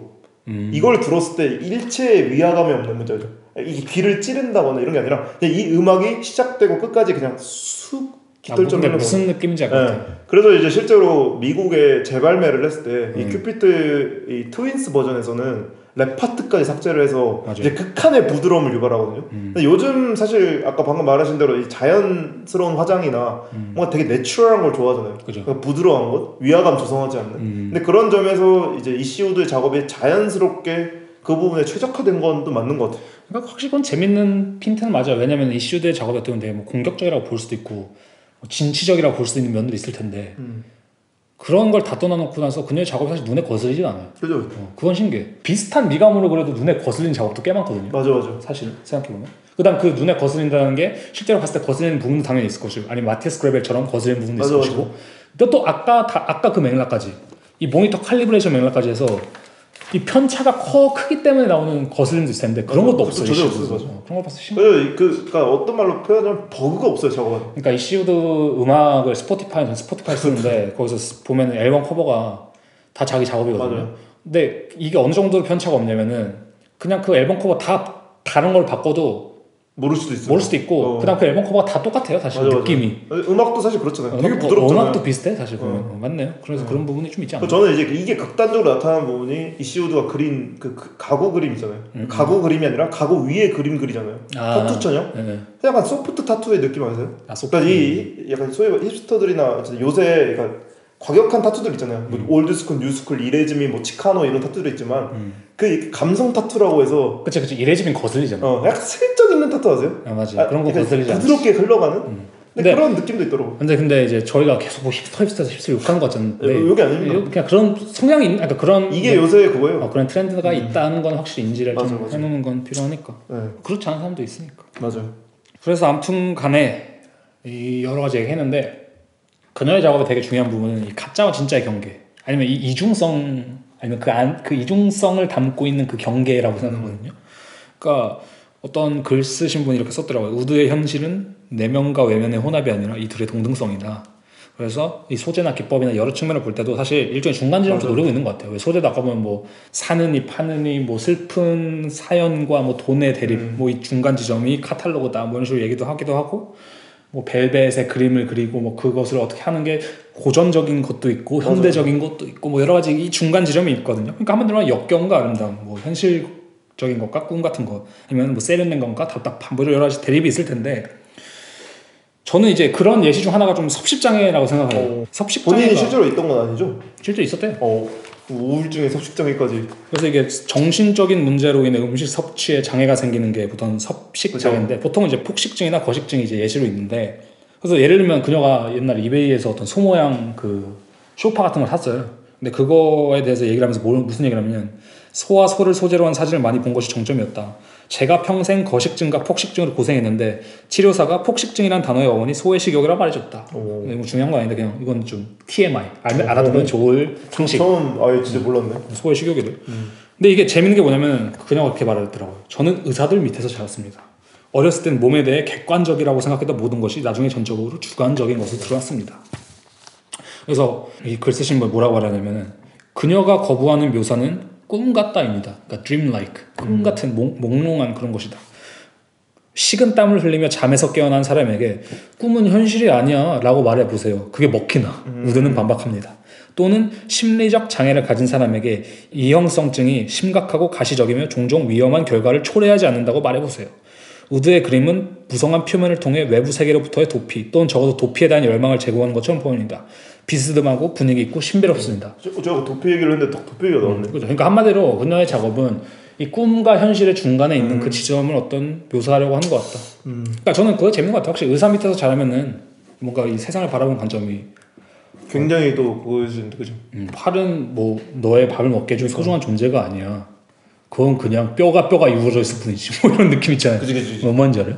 맹장은 그냥 떼내버려도 돼. 뭐 이런 느낌일 수도 있고. 밥 먹을 때 쓰라고 오른팔을 주면은 밥 절단된다 이러면서 밥 먹을 때 쓰래요. 그건 말이 안 된다 이럴 수 있고. 뭐 여러 가지가 있을 텐데. 극티 집안이죠, 그죠? 그러니까 한마디로 말하면 살아온 환경은 T인데 점점 자라가면서 이 무드를 추구하다 보면 F로 가는 경향이 있을 수 있잖아요. 그래서 그 충돌 지점 중간에 있기 때문에 모두를 만족시킬 수 있다. 뭐 이렇게 볼 수 있을 것 같은데. 그래서 음악도 비슷해요. 아까 말했지만 그녀가 이제 10대 때 베이스로 활동했는데 보통 베이스랑은 숨어 있는 어떤 거죠. 베이스가 제일 얌전한 그죠? 근데 이제 베이스로 활동했었는데 그 당시에도 그녀가 약간 나 프론트맨이 되고 싶어 라고 했을 때 어떤 그녀의 음악에도 그런 좀 부분이 반영되는 것 같아요. 그러니까 보통 그래서 이게 약간 몽롱하다는 음악을 보면은 숨어 있어야 될 게 전면으로 드러나서는 경우가 되게 많거든요. 보면은 그러니까 베이스일 수도 있고 아니면은 뭔가 우리가 뒤에서 흥얼흥얼 더블링을 쳐준다고 하는 그죠. 그런 게 더 전면을 드러나면 되게 몽롱해질 수도 있는 거죠. 그래서 음악도 보면은 귀에 꽂히는 팝적인 감성도 있으면서 그 나는 힙스터 감성 동시에 존재하고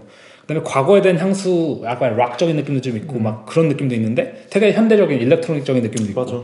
또 나아가서 되게 주체적인 여성상을 말하는 것 같기도 한데 보컬은 되게 그냥 우리가 흔히 알고 매혹적인 여성 보컬일 같기도 하고 그래서 그런 걸 봤을 때 저는 음악적인 면에서도 그런 게 많이 들어가 있다. 그래서 이런 이중성이 어디에도 드러나냐면 그녀가 이제 음악에 대해서 말하면서 그렇게 말을 하더라고요.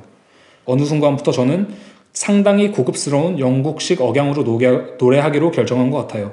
그게 미국인 귀에 어떻게 들릴지 모르겠어요. 영국에서 자란 사람들은 보통 감정을 이야기할 때 연막으로 유머를 사용하거나 말장난을 하는데 웃음이 곁들여진다면 정말 진솔하거나 정말 어두울 수 있습니다. 한마디로 유머와 다크함의 그 중간 지점도 있고 또 미국과 영국의 뭐 영어의 그 중간 지점도 있고 많이 쓰는 말이잖아요. 요새 아티스트 스테이트 앰비블란트 그죠? 그렇죠. 그 자체 그죠? 그렇죠. 애매모호한 자체. 요즘 시대에서 앰비언트 음악도 잘 나가. 맞아. 그런 걸 봤을 때 어쨌든 그녀가 추구하는 감성은 또 이런 것이다. 그래서 무드의 조건일 수도 있죠. 이런 것들 어떻게 보자면. 저는 이 무드의 조건 중에 사실 이 시우드가 아까 방금 말한 그 있잖아요. 과거에 대한 향수의 현대적인 느낌. 그래서 저는 사실 이 시우드가 하이파는 이유 중에 하나 그 아네모이아라는 거였어요. 아네모이아라고 해서 요새 말하면 향수거든요. 겪지 못한. 저희가 뭐 향수 노스텔지아처럼. 네, 시프리앙 가야리 얘기하면서 그때 뭐 픽처레스크 얘기하고 낭만주의 얘기할 때 그 고대 폐허에 대한 그 낭만이 있어서 그런 것들이 있었잖아요. 그리고 그게 아네모이아가 레트로랑 뉴트로랑 다른 게 이거는 겪지 못한 시절에 대한 향수 그 자체거든요. 이걸 새롭게 가져와서 요즘식으로 복각시키는 게 아니라 요새 막 기사 같은 거 보니까 MZ세대가 뭐 왕가이한테 요새 빠져있다. 왕가이 영화가 다시 이게 떠가지고 이게 그 리마스터링 됐는데 이게 뭐 OTT 1위를 하고 있다 뭐 이런 식으로 됐고 Y2K도 요새 그거잖아요. 요즘 세대들이 약간 어렸을 때 혹은 경험하지 못했던 그 어른들의 문화라던가 아니면 그때 있던 그 촌스러운 05학번 이즈백 스타일을 다시 가져온다라던가. 그러니까 이게 그런 거예요. 아까 왕가이가 이제 유행한다 해서 예시를 들면 그럼 나도 왕가이 그려야겠다가 아니에요. 그 수준이 아니라 얘의 무드는 그 수준이 아니에요. 얘의 무드는 뭐냐면은 어렸을 적 우리 집의 지하에는 몇 미리짜리 필름 영화관이 있었다. 근데 거기서 부모님과 나는 왕가위 필름을 즐겨보고 했는데 가끔 노이즈가 끼기도 하고 이런 뭐 음질이 깨지기도 했는데 난 그것이 대단히 기억에 나서 그런 장면을 그렸다라고 말하는 게 그녀의 무드거든요. 그러니까 그 정도로 약간 뭐 그런 것 그래서 프리빌리지한 면도 있다. 어떤 면에서. 저는 약간 이 생각이 들어요. 이 사람이 이 35년 백인들한테는 그러니까 지금 백인 친구들이나 젊은 친구들한테는 자기가 경험하지 못하는 약간 80년대 하얏트 호텔 감성 알아요? 그렇죠. 그 느낌을 준다면 지금 기득권인 백인 남성들이나 백인 여성들이 그러니까 그 소위 말하는 갤러리스트들 있잖아요. 상류층들에게는 이때 그냥 우리 즐겼는데 이때 우리의 그 럭셔리 라이프를 즐겼는데 그러니까 이시우드가 그런 거를 양가적으로 좀 공감시키는 게 아닐까? 맞아. 약간 이게 제 약간 추정도 있는 거죠. 그래서 여태까지가 약간 이제 그녀의 인터뷰나 뭐 글을 토대로 그냥 저희가 이제 정리를 한 거잖아요. 근데 저는 이거는 이제 누구나 할 수 있는 얘기라 생각하거든요. 이제 더듬이만 할 수 있는 얘기는 아니죠. 그래서 여기서부터는 저는 이건 제 분석인데 왜냐면 그녀 그래서 시스젠더라는 단어가 좀 등장을 했어요 한 번. 시스젠더. 근데 저는 이거가 그녀의 작업을 해석하는데 가장 중요한 포인트일 수 있겠다라고 해서 제가 분석을 한 건데 이거는 뭐 제 뇌피셜입니다. 반박시 님 말이 맞으면 이렇게 되는 건데 왜냐면 이제 시스젠더가 뭔지 아세요? 저 이게 처음 들었는데. 저도 오늘이 아니죠. 저도 이걸 조사하면서 처음 봤는데 시스젠더가 그거야 한마디로. 내가 태어난 성별, 한마디로 이제 assigned at birth, 그러니까 내가 태어나면서 지정받은 성별, 한마디로 이게 뭐 생물학적인 성이라고 볼 수 있겠죠. 그 성별과 본인이 정체화하고 있는 성별, 그러니까 내가 인식하고 있는 성별이 같은 거를 시스젠더라고 해요. 그러니까 이게 말이 어려운 거죠. 그냥 여자하고 남자예요. 뭐 예를 들자면 보통 시스젠더 아마 두 개일 거예요. 근데 내가 태어난 성과 내가 인식하는 성이 다르면 그게 트랜스젠더예요. 그러니까 그 두 개가 다르기 때문에. 그러니까 한마디로 이 말이 등장한 게 뭐냐면 그거거든요. 아, 트랜스젠더에 대응하는 다른 단어가 있어야 된다 라고 해서 시스젠더라는 단어가 등장한 건데 그 막 요즘 대학 축제? 막 이럴 때도 보면 한국에서 약간 논란 아닌 논란? 뭐 이런 게 있었는데 비채식주의자 학우 분들을 위해서는 이것을 준비했습니다 라고 하는데 왜 저걸 비채식주의자가 쓰냐, 일반인 아니냐. 아, 그 기준이 싫은 거구나. 그래서 예를 들면 이제 채식주의자에 반대되는 말로 무엇인가 맞는 느낌으로 맞는 거가 이제 시스젠더인데, 그러니까 뭐 저는 뭐 이 단어가 필요하냐 안 하냐 이걸 떠나서 뭐 필요할 수 있겠죠. 근데 저는 이 단어의 의미는 사실 모든 의미는 그거라고 생각해요. 내가 지금 당연한 성에 대해서 메타적으로 인식을 하고 있느냐 안 하냐거든요. 그러니까 예를 들면 그런 거 있잖아요. 내가 남자야랑 나는 내가 남자인 것을 인식하고 있어는 또 되게 다르거든요. 그치. 근데 제가 볼 때 그녀의 작업은 시스젠더적인 감성이 되게 뚜렷하다는 거예요. 그 이슈는 여자인데 여자라는 걸 인식하고 있다는 게 딱 여실히 드러난다. 그 다음에 요즘에 많은 젊은 MZ 세대들 혹은 힙스터라고 말할 수 있는 세대들은 이 시스젠더적 감수성이 되게 뛰어나다고 생각하거든요. 옛날 어르신분들은 물론 그 사람들은 자신 남자인 걸 알고 뭐 자신 여자인 걸 알고 그 사회의 역할에 맞는 어떤 그 롤을 수행하고 있었겠죠. 돈을 벌어야 돼, 뭐 애를 키워야 돼, 요리를 해야 돼, 뭐 뭘 해야 돼. 물론 그 옛날 어르신들도 자신의 성을 인식하고 있지만 그거는 제가 볼 때 되게 수동적인 방식이에요. 인식하는. 그치. 난 그런 거니까. 근데 이 시스젠더는 그걸 내가 얼마나 능동적으로 인식하고 있냐가 되게 관건이라고 보거든요. 그래서 예를 들자면 시스젠더의 특징은 저는 나리시스트적인 측면과 자학적인 측면이 공존하는 걸 생각하거든요. 그러니까 왜냐면은 나는 내가 여자인 걸 알아. 나는 자신에 대한 어떻게 보면 뭐 오만이라고 말할 수 없는데 내가 무엇인지를 안다라고 말하는 건 사실은 이건 되게 오만한 스탠스일 수 있거든요. 메타적으로 생각하는 사람들이 보통 좀 오만해요. 예를 들자면 그런 면과 함께 동시에 공존하는 것은 내가 무엇인지를 알기 때문에 올 수 있는 나를 가학하는 성격이거든요. 예를 들면 그런 거예요. 아, 그냥 뭐 남성 있다 쳤을 때 남자는 뭐 술 딱 거하게 마시고 싸움 좀 하고 뭐 여자 좀 꼬시고 뭐 이래야지 라고 했을 때 그 사람들은 아무런 죄책감도 없어요. 사실은. 근데 내가 남자인 걸 인식하면서 그 행동을 하면은 나는 남자이니까 이 행동을 해야 돼도 있지만 동시에 발생하는 것이 그럼에도 불구하고 난 이 사회적 롤에 순응하고 있구나라는 또 다른 인식이 쫓아온다는 거죠. 그런 면에 봤을 때 이 시우드의 작업이 시스피멜적이다라고 말할 수 있다는 거죠. 제가 볼 때는. 왜냐면은 자신의 그 여성스러움을 인지하기 때문에 오는 행동들을 그것을 즐김과 동시에 과학적으로 바라보는 면이 존재하는 거죠. 그래서 마가렛 크로스라는 사람이 그 이슈드가 그런 것도 많이 그리거든요. 뭐 잇몸 모형이라든지 뭐 칫솔, 뭐 드라이버, 수저 이런 걸 많이 그리는데 이걸 이렇게 표현하는데 맞는 것 같더라고. 여성스러움에 대한 어떤 개념을 달성하기 위한 남성적인 도구. 이것을 시스젠더적인 감성에서 바라봤을 때 잇몸 모형, 칫솔, 드라이버, 수저 아니면 뭐 여성스러움을 달성하는 핸디백 이런 것은 어떤 역설이 담기냐면은 이것은 내가 여자이기 때문에 내가 당연히 가지고 싶은 거야. 근데 동시에 이것을 내가 따라가는 내가 좀 쪽팔리고 싫어. 뭐 이런 되게 여러 가지 양가성적인 감정이 있는 거죠. 양가적인 감정이 있는 거죠. 그래서 아까 그 주디스 리버 가방 예시도 비슷한 게 전쟁이라는 대단히 남성적인 사건과 이 크리스탈이 박힌 백조라는 되게 여성적인 그 핸드백이 결합되는 예시거든요. 네. 그래서 제가 볼 때 시스젠더적인 관점은 당연한 듯한 무엇에서 역겨운 것을 찾아내는 것이라고 생각하거든요. 그러니까 내가 남성으로서 여성으로서 당연히 이 행동을 하고 할 거지만 그 안에서 역겨움을 찾느냐는 또 다른 문제거든요. 그러니까 자기 검열을 하는 거 어떻게 보면. 그렇죠. 그래서 방어 기제적인 공격, 혹은 뭐 공격적인 방어 기제 이렇게 볼 수도 있는데 실제로 그래서 이 시우드가 뭐라고 말하냐면은 나는 이미 가짜인 무엇을 취해 더 가짜처럼 만든다 이런 예시를 들거든요. 그래서 아까 조한 리버스의 예시 드셨잖아요. 그래서 그녀도 전 비슷한 그 시스젠더적인 감성이 있다 생각해요.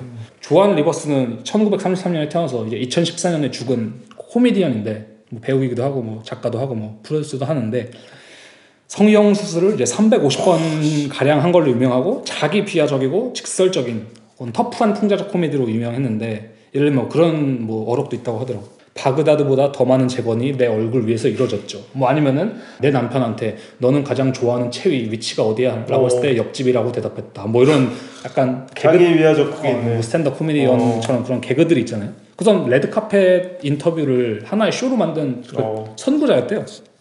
요즘에 그런 거 많잖아요. 레드카펫 같은 데 마이크 들고 하고. 저지. 그러니까 외국에서 이게 로스팅이라고 하는데 사람들 놀리는 거죠. 오. 그래서 외모, 체형, 복장 등으로 되게 막 신랄하게 비판하고 뭘 했는지 모르겠지만 그럴 수 있죠. 너는 뭐 어디서 뭐 하다 왔냐? 뭐 이렇게 볼 수도 있는, 막 이런 식으로 할 수도 있고. 그래서 타인의 외모를 되게 악의적으로 공격하는 경우가 많았다고 하는데, 그래서 그녀에 대한 평가도 사실 그 코미디 우먼의 선구자다 이런 이제 찬양하는 평가도 있고, 반대로 PC주의적인 관점에서 비판을 받는 여러 가지 포인트가 있다고 하더라고요. 예를 들면 뭐 그녀가 유대인인데 홀로코스트로 뭐 개그를 치기도 하고, 근데 이제 그녀는 그거 자체가 오히려 홀로코스트에 대한 어떤 걸 상기시켜주기 때문에 의미가 있다. 뭐 이런 식으로 말을 하는데, 저는 정확하게 이게 시스피멜적인 관점의 개그라고 생각해요. 내가 여성이고, 아니면 이게 시스 유대인일 수도 있죠. 그쵸, 예를 그쵸. 들자면 내가 유대인이고, 뭐 그 말이 안 되는 것 같은데, 아무튼간 시스 피멜적인 관점에서 봤을 때 나는 내가 여성이고 여성들이 좋아하는 걸 나도 하고, 내가 뭔지 알아. 난 성형수술 350번을 해. 예뻐지기 위해서, 이 사회적 기준에 맞춰서 예뻐지기 위해서. 근데 동시에 나는 그것이 사회적인 롤인 걸 알기 때문에 난 그것을 비판하고 그것을 악의적으로 말할 거야. 그러니까 그 두 가지가 겹쳐지기 때문에 되게 이상한 포지션이 탄생한 거거든요. 그래서 한쪽에서는 찬사를 받기도 하고 한쪽에서는 비판을 받을 수 있는 포인트가 생기는 것 같은데, 저는 이런 지점이 어디서 또 등장하냐면은 그 이시우드 작업에 등장한 그 남성향적인 어떤 뭐가 있다고 생각하거든요. 남성향을 만족시키는 무슨 취향. 그러니까 예를 들자면 인터뷰에서 그녀가 그런 팟캐스트 많이 듣는데요. 그 해외에는 팟캐스트 많잖아요. 네. 컴타운 뭐 이런 거라든지 팀 딜런, 이제 사람 코미디언인데 뭐 그런 사람의 코미디 쇼도 많이 듣고, 뭐 스트브라소 할키아스, 이 사람이 이제 컴타운의 멤버였는데 다 코미디언이야. 그러니까 한마디로, 근데 그런 코미디언들이 있잖아요. 성적인 농담하는 코미디언. 나는 운동하는 여자랑 요즘에 만나고 싶어. 왜냐면 걔네는 성욕이 장난이 아닐걸? 뭐 이런 식의 약간 개그를 치면서 뭐 이런 식의 노골적인 농담들. 노골적인 농담들 있잖아요. 근데 그런 거는 보통 이제 남자들이 많이 듣거든요. 재밌으니까. 그 성적인 농담들이. 근데 그런 거를 자기가 많이 듣는다고 하는데, 저는 그 생각했죠. 이거가 가지고 오는 혜택이 뭘까? 이시우드한테. 저는 근데 그거라고 생각하는 것 같아요. 게임에서 보면 여왕벌이라는 단어가 있거든요. 뭐 안 좋은 단어긴 하죠. 안 좋은 단어긴 한데, 여왕벌이라는 단어가 뭐냐면은 이 극남초 성향의 커뮤니티, 뭐 혹은 그것이 보통 게임 커뮤니티라든지, 혹은 그녀가 말하는 이제 뭐 슈퍼카 커뮤니티, 뭐 자동차 커뮤니티, 아니면 우리나라로 치면 뭐 낚시 커뮤니티, 남자만 있는 데가 있잖아, 인터넷에. 그치. 근데 그런데 여자가 등장하고 난리가 나거든요. 난리 나지. 왜냐면 저랑 뭐 하실래. 예를 들면은 그 유튜버 중에도 낚시 뭐 저 여행 되게 얼굴도 되게 예쁘세요 보면. 그래서 인기가 장난이 아니라고 하더라고요. 근데 그 어쨌든 남성향 안에 들어간 그 여성이 가지는 지위는 엄청나거든요. 맞아요. 사실은. 그래서 그런 것도 있잖아요, 인터넷에. 넷카마. 남자인데도 여자인 척을 해서 뭔가 그 혜택을 아이템 받고 원래 아이템 받기도 하고. 그래서 그녀는 이제 그런 거를 달성하는 것이 보통 이제 팟캐스트 그런 거 듣는다거나, 아니면 그런 언급을 한다거나, 아니면은 그녀는 이렇게 말하죠. 나는 남성들이 포르쉐 911의 실내를 공유하는 매우 남초적인 자동차 포럼을 자주 방문하는데, 자동차에 대한 남성들의 대화와 자동차에 관련된 일을 설명한 데는 흥분이란 단어 외에는 달리 다른 단어가 없습니다. 나는 그것들을 읽으면 침입자가 된 기분이지만 난 남자들의 대화를 듣는 게 좋습니다.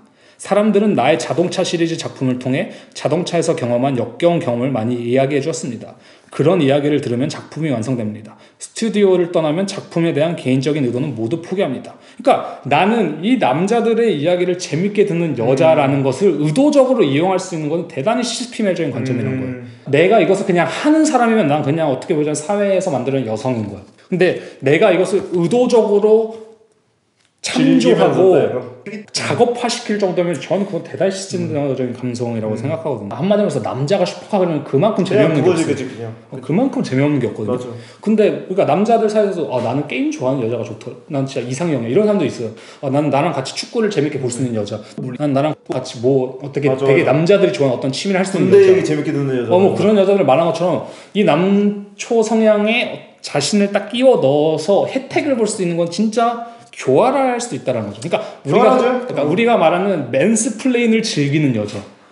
근데 그런 것들은 사실은 되게 흔치 않은 포지션이거든요. 맞아. 그런 걸 또 예술계에서 의도적으로 한다는 거는. 전 그렇기 때문에 이 많은 뭐 예술계 안에서도 그녀가 하입을 받는 이유도 그런 부분이 없지 않아 있을 것 같아요. 왜냐면 갤러리스트들이나 아니면 권위 있는 아니면 컬렉터들도 사실은 뭐 흔히 말하면 이제 기성세대 남성들이 맞아. 많고 뭐 백인 남성들이 많기 때문에 당연히 이제 그런 하입들이 그쪽에서 들어갈 수 있을 것 같고. 맞아.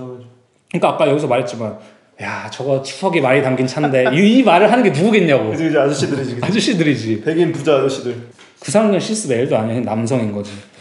근데 그런 걸 봤을 때 그녀는 어떻게 보자면 이 남성 여성의 이 놀이를 뭐 마치 소꿉놀이나 인형극을 만들어내듯이 되게 만들어내고 있는 것이 아니야. 그리고 그것이 단순히 풍자적인 게 아니라는 게 저는 중요한 것 같아요. 왜냐면 그녀가 어떤 뭐 트랜스젠더라든지 뭐 어떤 뭐랄까 대단히 뭐 페미니스트적인 어떤 운동을 하고 있는 사람이 아니기 때문에 이 사람은 그러니까 우리가 말한 것처럼 힙스터스러운 거 맞아. 좋아하는 사람이에요. 동시에 맞아. 그럼에도 불구하고 시스피메이기 때문에 자학적인 면도 좀 있기 때문에 그 맛이 섞여 들어가는 게 아닐까? 저는 좀 그런 생각을 좀 했는데 그래서 그녀가 이제 인터뷰에서 마크 론손과의 불화를 되게 많이 이야기하잖아요. 오, 맞아. 마크 론손이 아마 이제 들어보신 분들은 많이 들어보셨을 텐데 그 업타운 펑크였나? 그것도 아마 그게 이제 거기서 그 브루노 마스 뒤에서 그 치는 사람이 아마 그쵸 마크 론손이죠. 그 사람이랑 같이 이제 그 사람의 이제 레이블에 들어간 거죠. 맞아. 근데 그러다 이제 파토가 나서 안 좋게 결별했는데 제가 알기로는 EP 앨범까지는 거기서 그 사람이 만든 레이블에서 했고 맞아. 그 다음에 이제 정규 앨범을 그냥 혼자 했다고 하더라고. 근데 거기서 이제 이시우드가 불만을 가진 게 그런 거거든요. 마크 론슨이 막 자신이 했던 작업물을 그냥 뭐 임의로 바꿔놓고 뭐 악기를 추가하고 버리고 뭐 악기를 빼버리고 뭐 이렇고 그다음 걔네들이 나한테 관심을 가져주는 게 음악적인 얘기를 하는 게 아니더라.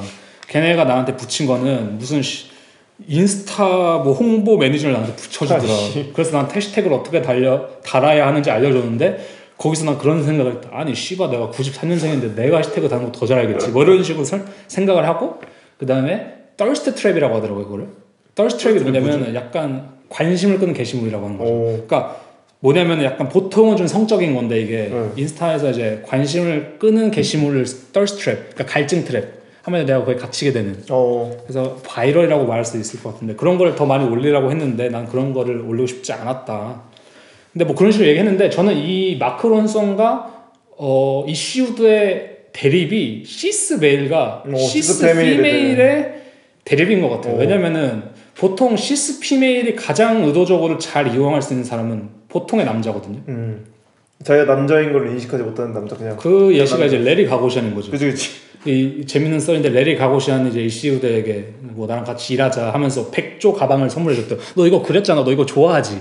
근데 이거 진짜 백인 남성 아저씨의 딱 그 생각이거든요. 얘 이걸 좋아하나 보다. 근데 이슈드도 그걸 좋아하겠죠. 근데 동시에 다른 관점도 있잖아요. 걔는 시스피랑. 그래서 아무튼 거절을 했는데 제가 볼 때 거절한 것도 사실은 되게 전략적인 것 같긴 해요. 어떤 면에서는. 왜 가고시안을 거절했는지 느낌이 오긴 해요. 그 마이너한 느낌도 가져가고 싶었던 거겠지. 그래서 이제 그녀는 마크 론슨과는 안 됐잖아. 근데 그건 진짜 사이가 안 좋아서 안 된 거거든요. 그건 왜냐면은 제가 볼 때 음악계의 많은 남성들은 시스메일적일 것 같아요. 이게 무슨 뜻이냐면은 자신이 남성이란 것을 알고 그 다음 그 권위와 모든 것을 알아요. 그러니까 젊은 여자, 예쁜 여자가 뭐 이렇게 열심히 뚝딱뚝딱 뭘 만드네 하는 걸 오냐오냐 해주는 사람들이 아니에요. 이 사람들은. 그러니까 레리 가고시안처럼 그런 사람들이 아니에요. 백조 가방 사주는 사람이 아니에요. 얘네들 무슨 사람이냐면은 어떤 여자는 그 사람들이 가진 뭐 재능이 있을 수도 있고 뭐 외모가 있을 수도 있고 뭐가 여러 가지 있을 수 있을 거 아니에요. 그거를 진짜 프로페셔널하게 비즈니스의 관점으로 이용해 먹고 조종하고 지배하는 사람들이거든요. 근데 약간 프로듀서적인 느낌이 있네 확실히. 그죠? 그러니까 이게 난 너의 음악에는 관심 없어. 난 너를 사람으로 취급 안 해. 넌 나에게 도구야. 그러니까 나는 너랑 음악 얘기 안 해. 난 너한테 그냥 이 정도 뭐 인스타 홍보 매니저 붙여줄게. 비즈니스적이라고 볼 수도 있고. 그죠? 그러니까 보통 남성들은 그렇게 안 돼하거든요. 예를 들자면. 그래서 그 갈등이 있지 않았을까? 제 생각에는. 근데 저는 웃긴 거는 그런 것 같아요. 아까 제가 thirst trap이라고 얘기했잖아요. 그 마크 론슨이 내 인스타에 thirst trap 한마디로 사람의 관심을 끄는 어떤 그 자극적인 게시물을 올렸으면 좋겠다고 했는데 저는 그거 같아요. 이슈드의 작업이 사실은 제가 볼 땐 thirst trap이거든요. 어떤 점에서? 구조 자체가 사실 thirst trap이랑 비슷해요. 제가 볼 때는 무드를 아까 해시태그 무드 이런 것처럼. 근데 그거를 자기가 만들어야 의미가 있지 남이 시켜서 만드는 사람이 아니란 거지. 그 갈등이었던 것 같아요. 그러니까 얘는 두면은 알아서 할 사람이었는데 굳이 마크론슨이 시키니까 오히려 반발감이 드는 그런 경우일 수도 있는 거고. 그죠? 맞아. 그래서 저는 개인적으로 흥미로웠던 건 이제 이슈드가 그 예술계랑 음악계를 둘 다 겪었으니까 이 차이점을 얘기하는데 뭐 그런 얘기를 하더라고요. 나중에 저는 레이블이 지원이나 육성 구조라기보다는 은행에 더 가깝다는 것을 깨달았습니다. 음악 레이블은 보통 19세에서 29세까지를 선호합니다. 그런 지점에서 저는 이미 노장 연주자였습니다. 운이 좋게도 최주된 직업이 같은 방식으로 젊음을 우선시하지 않는 분야였어요. 그러니까 예술계죠. 예술계죠, 그죠? 사실 이 업계에서는 나이가 들수록 상황이 더 좋아지는 것 같아요. 그러니까 이게 웃긴 게 이씨부터 여기서 저희가 그랬죠. 최연소 작가라고. 근데 생각해보면 아이유랑 동갑이거든요. 그럼 진짜 확실히 음악계에서는 음악계에서 아이유는 짬밥이 있는 베테랑 중에 베테랑이잖아요. 그치. 이제는 그런 거 봤을 때 좀 차이가 확실히 이런 식으로 있다. 왜냐면 이게 확실히 아이돌 산업이랑 연관되어지는 게 아이돌 산업은 진짜 최대한 빨리 소비시키고 약간 끝내는 느낌이 있잖아요. 그래서 아까 시스맨이라고 얘기했잖아요. 그런 면에서 뭐 저 양현석 씨, 뭐 그죠. 박진영 씨, 아니면 그 거물 KD 막 이런 엔터테인먼트 기업의 사장들이나 프로듀서들이 남성이라는 이유가 시스메일적인 관점을 장착한 사람들이겠다. 그리고 이번에 뉴진스의 이제 민희진 씨를 생각해봤을 때, 전 민희진 씨가 시스피메일적인 프로듀서의 가장 좋은 예시 같아요. 사람들이 그런 비판 많이 했잖아요. 쟤는 왜 같은 여성이 여성을 저렇게 착취하려고 하지? 저는 근데 그게 시스피메일적인 관점에서 가능한 것 같아요. 자기가 여성이고 나 그런 거 좋아하고 너네들이 그런 거 좋아하는 거 알고 나도 그렇게 되고 싶어. 그러니까 의도적으로 다 그렇게. 근데 난 그게 되게 이상한 것도 알아. 그렇기 때문에 난 그걸 이용할 거야. 가 돼버린 거거든요. 어느 논란이 있을수록 사실 그룹 입장에서 좋은 거니까. 그러니까. 그게 다 화제의 거니까. 그러니까 얘는 뭐 로리타라든지 이런 컨셉을 이용한다고 이제 욕을 먹었었잖아요. 얘들 그런 것도 봤을 때 저는 그게 진짜 그 시스피멜적인 관점이 아닌 이상, 시스템적인 관점을 보지 않는 이상은 그걸 사용할 수 없다고 보거든요. 같은 여성이라도. 뭐 그런 거 봤을 때 좀 그렇지 않나. 뭐 그래서 아무튼 간에 저는 좀 그런 거를 좀 주된 작업의 핵심으로 좀 봤어요. 근데 이게 저는 듣다 보니까 무슨 말인지 확실히 이해가 되는 것 같아요. 그러니까 이시우드라는 캐릭터를 저희가 뭐 조사하면서 얘기도 많이 했잖아요. 보면 볼수록 자기가 어떤 위치인지도 알고. 그러니까 예를 들자면 그런 거예요. 아까 소재 차이라고 했는데 소재 차이? 세대 차이? 소재 차이. 소재 차이. 아까 그 구상 작가들은 소재 차이가 있다 했잖아요. 근데 그러니까 이시우드랑 보통은 이시우드 걔로 잘 안 오는 게 그거예요. 보통은 자기가 좋아하는 걸 그래요. 근데 그걸로 족한 게 아니거든. 그거는 그냥 그러니까 우리가 말하는 시스젠더가 아니라 메타 인식을 하지 않는 사람들이에요. 그 사람들. 맞아. 내가 좋아하는 거 그러면 되지 않나 힙하게? 이걸로 안 된다는 거죠. 오히려 시스젠더적인 관점에서 더 메타적으로 바라본다. 역겨운 부분 같이 가져가야 된다는 거예요. 그래야 맛이 생기니까. 맞네. 그러니까 우리가 보통 산미가 있어야 음식이 맛있다고 말하는 것처럼 맞아. 그 역겨운 감성이 좀 섞여 있어야 또 맛있거든요. 사실 이게 뭐 시스피메일이라면서 저희가 어떻게 보면 이렇게 얘기한 거지만 그 씨가 사실 그냥 말 그대로 말하면 그냥 속물인 거죠. 자기 위치를 아는 속물? 어떻게 보면? 그죠? 그걸 이용할 줄 아는 속물이라고 볼 수 있죠. 그죠? 모르겠네. 왜냐면 사실 제 생각에는 이시우드가 이런 이야기를 직접적으로 시스피메일을 얘기하진 않았겠지만 사실 페미니스트적인 관점에서 가져가려고 하는 이득도 되게 많이 있거든요. 그죠?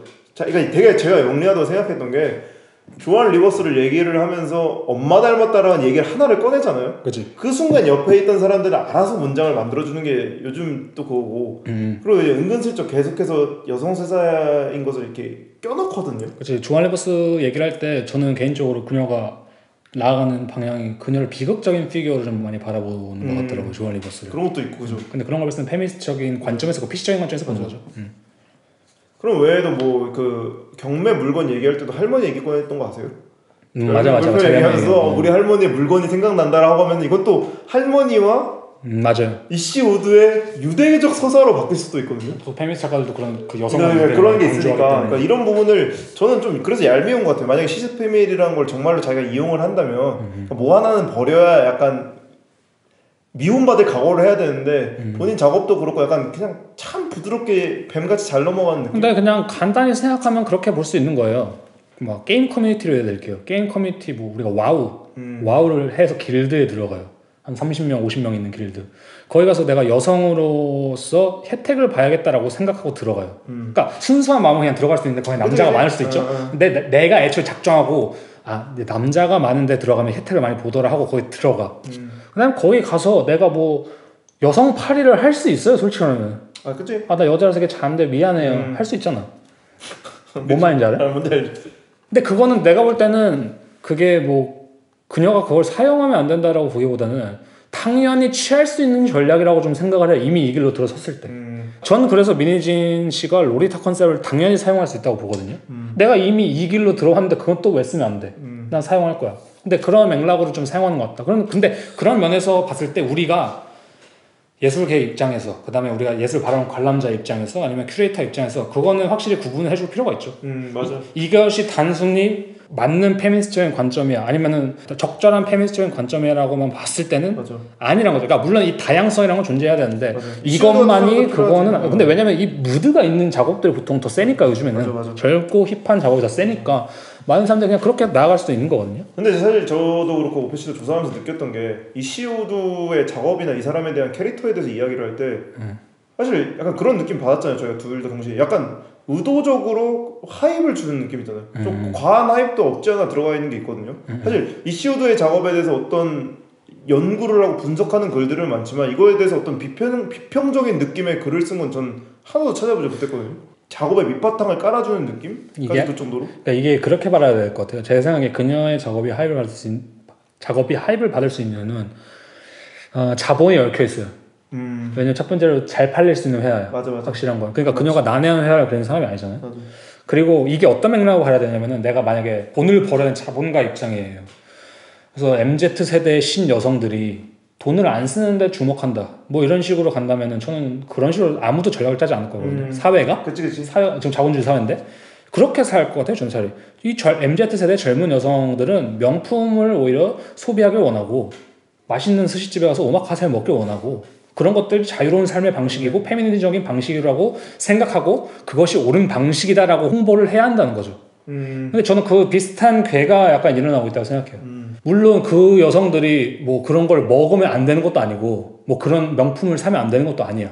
근데 그것을 하는 것만이 자유로운 여성이 아니잖아요, 사실. 그치. 제가 말하는 거. 근데 사회는 당연히 그렇게 흘러갈 수밖에 없어요, 어떻게 보자면. 돈이 너무나 얽혔기 때문에. 맞아. 제가 볼 땐 그렇게 흘러갈 수밖에 없게 설계가 되어 있다는 거죠. 결국 자본주의 시스템 안에서는 그것조차도 컨트롤되는 그죠. 그런 거 있다. 그 다음에 요즘에 아까 시스피메일이나 뭐 페미니즘 얘기를 하고 있지만 사실 저가 남자고 저가 뭐 운동가도 아니고 저가 뭐 그거 전문가 아니기 때문에 함부로 말할 수 없지만 개인적으로 요즘 여성들 중에 자신이 페미니스트가 아니다 혹은 시스피메일적인 관점이 아예 없다라고 말할 수 있는 여성이 있을까요? 제가 볼 때 없거든요. 거의 없어요. 제가 볼 때 특히 예술계에는 거의 없어요. 맞아. 확실한 거는. 근데 그런 걸 봤을 때 새로운 방향성이 나타나고 있는 방식이 제가 볼 때는 이슈드적인 방향성이 큰 것 같아요.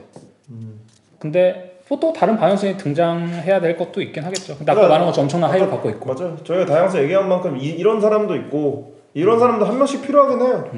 근데 저는 이제 좀 걱정인 게 어쨌든 이번에 한국에서 전시를 한다고 하잖아요. 2023년에. 그죠. 근데 그냥 이시우드가 의도한 대로 그리고 이시우드를 좋아하는 갤러리스트들이 의도한 대로 말 그대로 똑같이 소비만 될 것 같아서 좀 걱정인 부분이 있어요. 뭐 당연히 그렇게 되겠죠. 당연히 그렇게 될 거의 확률이 사실 99%거든요. 정말 인기가 많을 것 같은 느낌도 들고. 맞아요. 그래서 아까 저희가 처음에 했던 얘기를 사실 끄집어서 가져오면 그 얘기를 했잖아요. 저희가 결국 앤틱 가구 샵에서 가구를 살 수 있고 그치.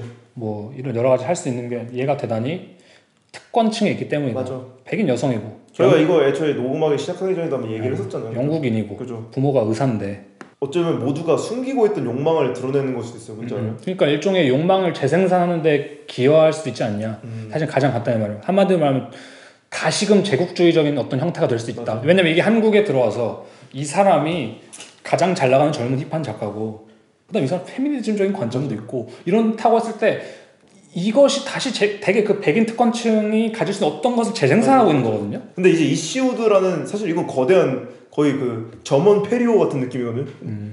그런 이제 거대한 배가 들어왔을 때 접안을 하고 한국에서 그 무드가 쏟아져 나올 때 그러니까 이것을 과연 어떤 비판적인 측면에서 확인할 수 있을까? 저는 그건 중요하다고 이거에 생각해요. 취할 것 같은 느낌이 들어서 맞아요. 한편으로 걱정인 것도 있거든요. 저도 그거는 좀 동의해요. 왜냐면 솔직한 마음으로 제가 봐도 이 작업이 좋아 보이고 좋아요. 이쁘잖아요. 일단 갖고 싶은 욕망도 자극하고. 그러니까 이게 영국에서 전시가 되고 뭐 독일에 전시가 되고 미국에 전시가 될 때랑 한국에서 전시가 될 때랑은 맞아. 분명히 같이 즐기는 부분도 비슷해야 되지만 또 차이점을 두고 우리가 또 다른 접근법을 제시하는 것도 분명히 대단히 중요해요. 왜냐면 한국은 영국과 같은 역사를 갖고 있는 나라가 아니거든요. 그죠. 한국은 영국과 같은 미술 역사가 반복돼야 돼서도 안 되고 그죠.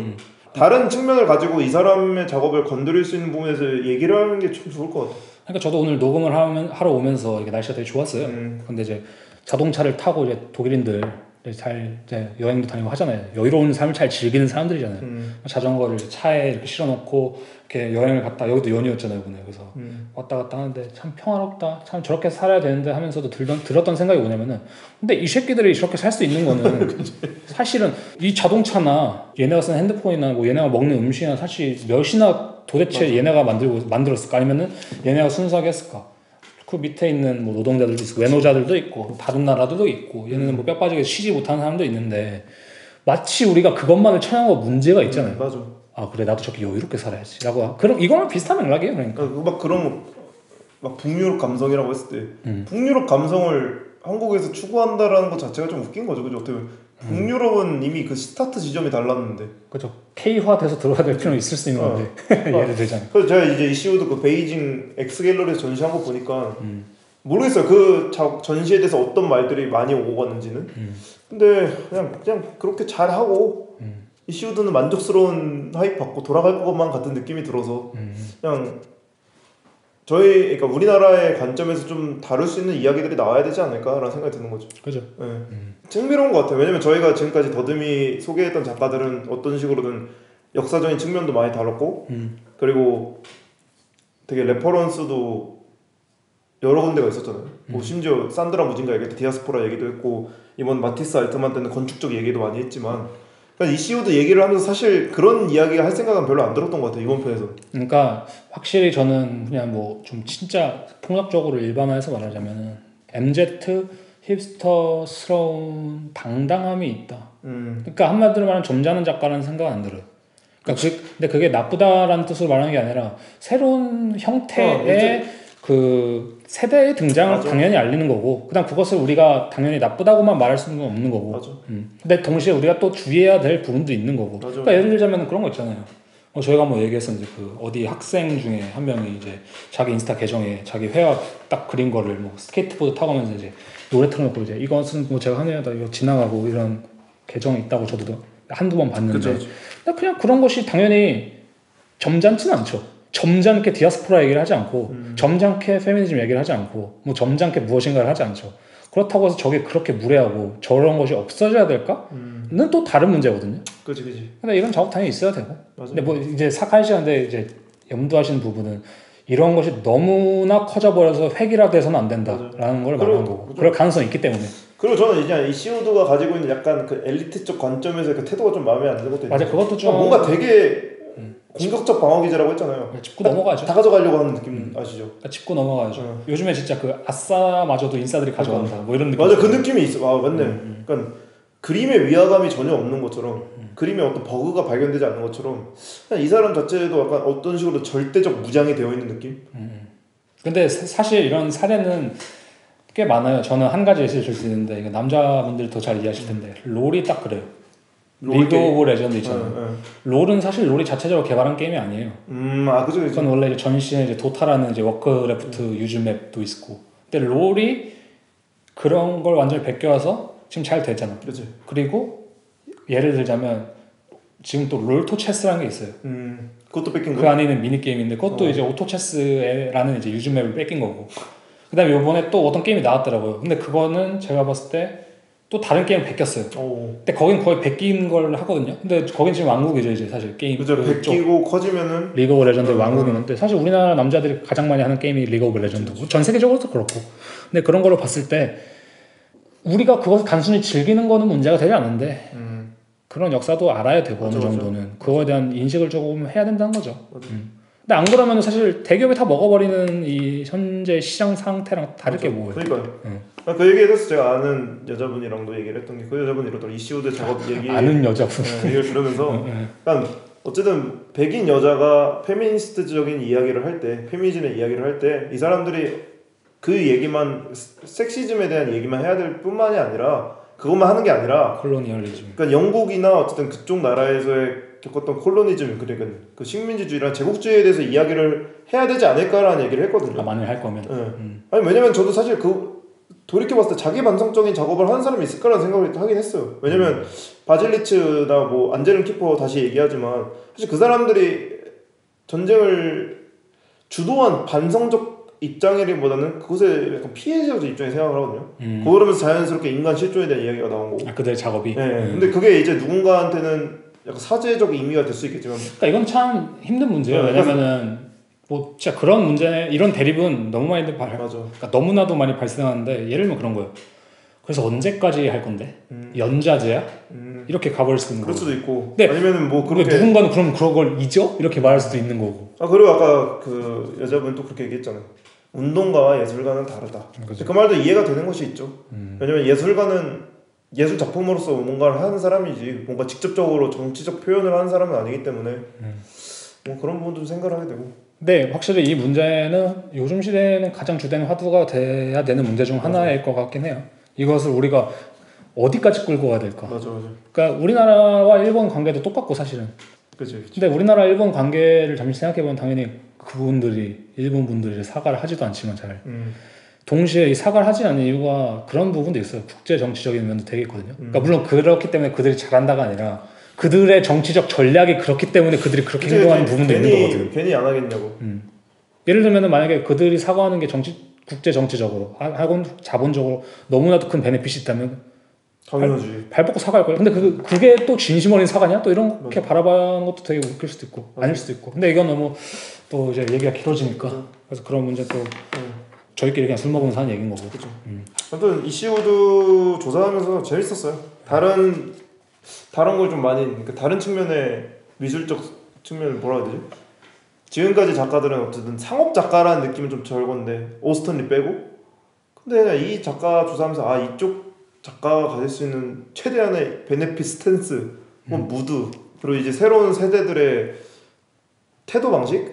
저랑 사실 맞아, 그게 중요한 거 몇 살 같아요. 차이도 안 나지만 그런 거 좀 생각할 수 있는 그런 계기가 되었던 것 같아요. 그러니까 왜냐면 이게 저희 세대 또 다 스타일이 있는데 요즘에 가장 그래도 좀 계속 말하죠 힙한 스타일을 잘 드러나는 사람이니까 그게. 맞아.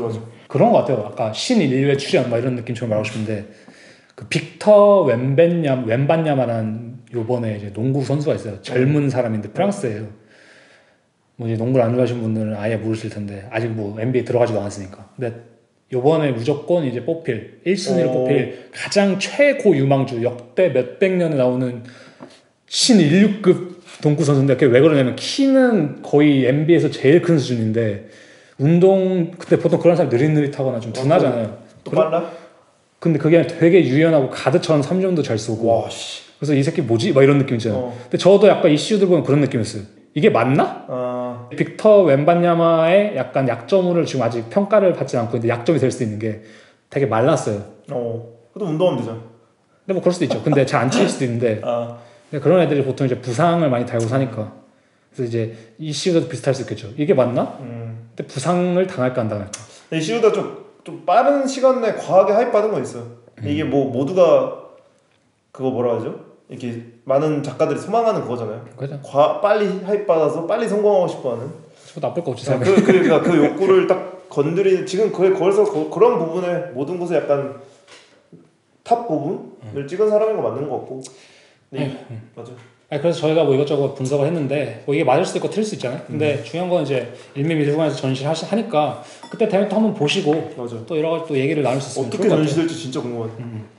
중요한 거는 그걸 보고 또 여러 가지 얘기를 나눌 수 있는 그 장이 열렸으면 좋겠다. 딱 그 정도인 거죠. 그래서 앞으로 그녀의 행보도 더 궁금하고. 그래서 음악도 들어보세요. 음악도 괜찮아요. 듣기 편해요. 들을만해요. 들을만. 그러니까 뭐 진짜 난해서 못 들을 막 그런 음악을 하는 사람은 아니에요. 팝적이고 그냥 부드러운 팝. 맞아요. 하면서 마지막에 이제 정리를 하면서 한번 한 줄 평을 한번 해볼까요? 한 줄 평. 한 줄 평을 딱 해봅시다. 무드 이즈 뉴 제너레이션. 이라고 말해. 무드 이즈 뉴 제너레이션. 나쁘지 않네요. 오펜션. 이게 맞나? 그렇게. 이거 맞아? 저도 이렇게 무드 이즈 제너레이션 가로쳐 이거 맞나? 이래도 되나? 이래도. 그래서 어쨌든 간에 이런 작가들이 많아요. 유럽에도 확실히. 진짜 많아요. 일단 점점 많아질 수도 있을 것 같아요. 그래서 그런 측면에서 한번 조망해보는 것도 중요하다 생각했고 아무튼 간에 다음 시간에는 이제 이슈드 전시라든지 작업에 대해서 좀 더 심도있게 얘기를 해야 되는데 할 수 있을까요? 모르겠어요. 일단 한번 저희가 또 너무 많이 얘기를 해버렸네. 그러니까 그림 가지고 할 얘기가 있을지 모르겠어요. 일단 거의 다 했어요. 일단 한번 보고 저희가 또 공지를 올리는 식으로 또 마무리 인사를 하죠. 여기까지 들어줘서 감사하고 다들 이제 또 날씨 따뜻해지는데 좋은 여름 즐기시고 또 행복한 하루하루 보내시길 바라겠습니다. 들어주셔서 감사합니다. 네, 감사합니다.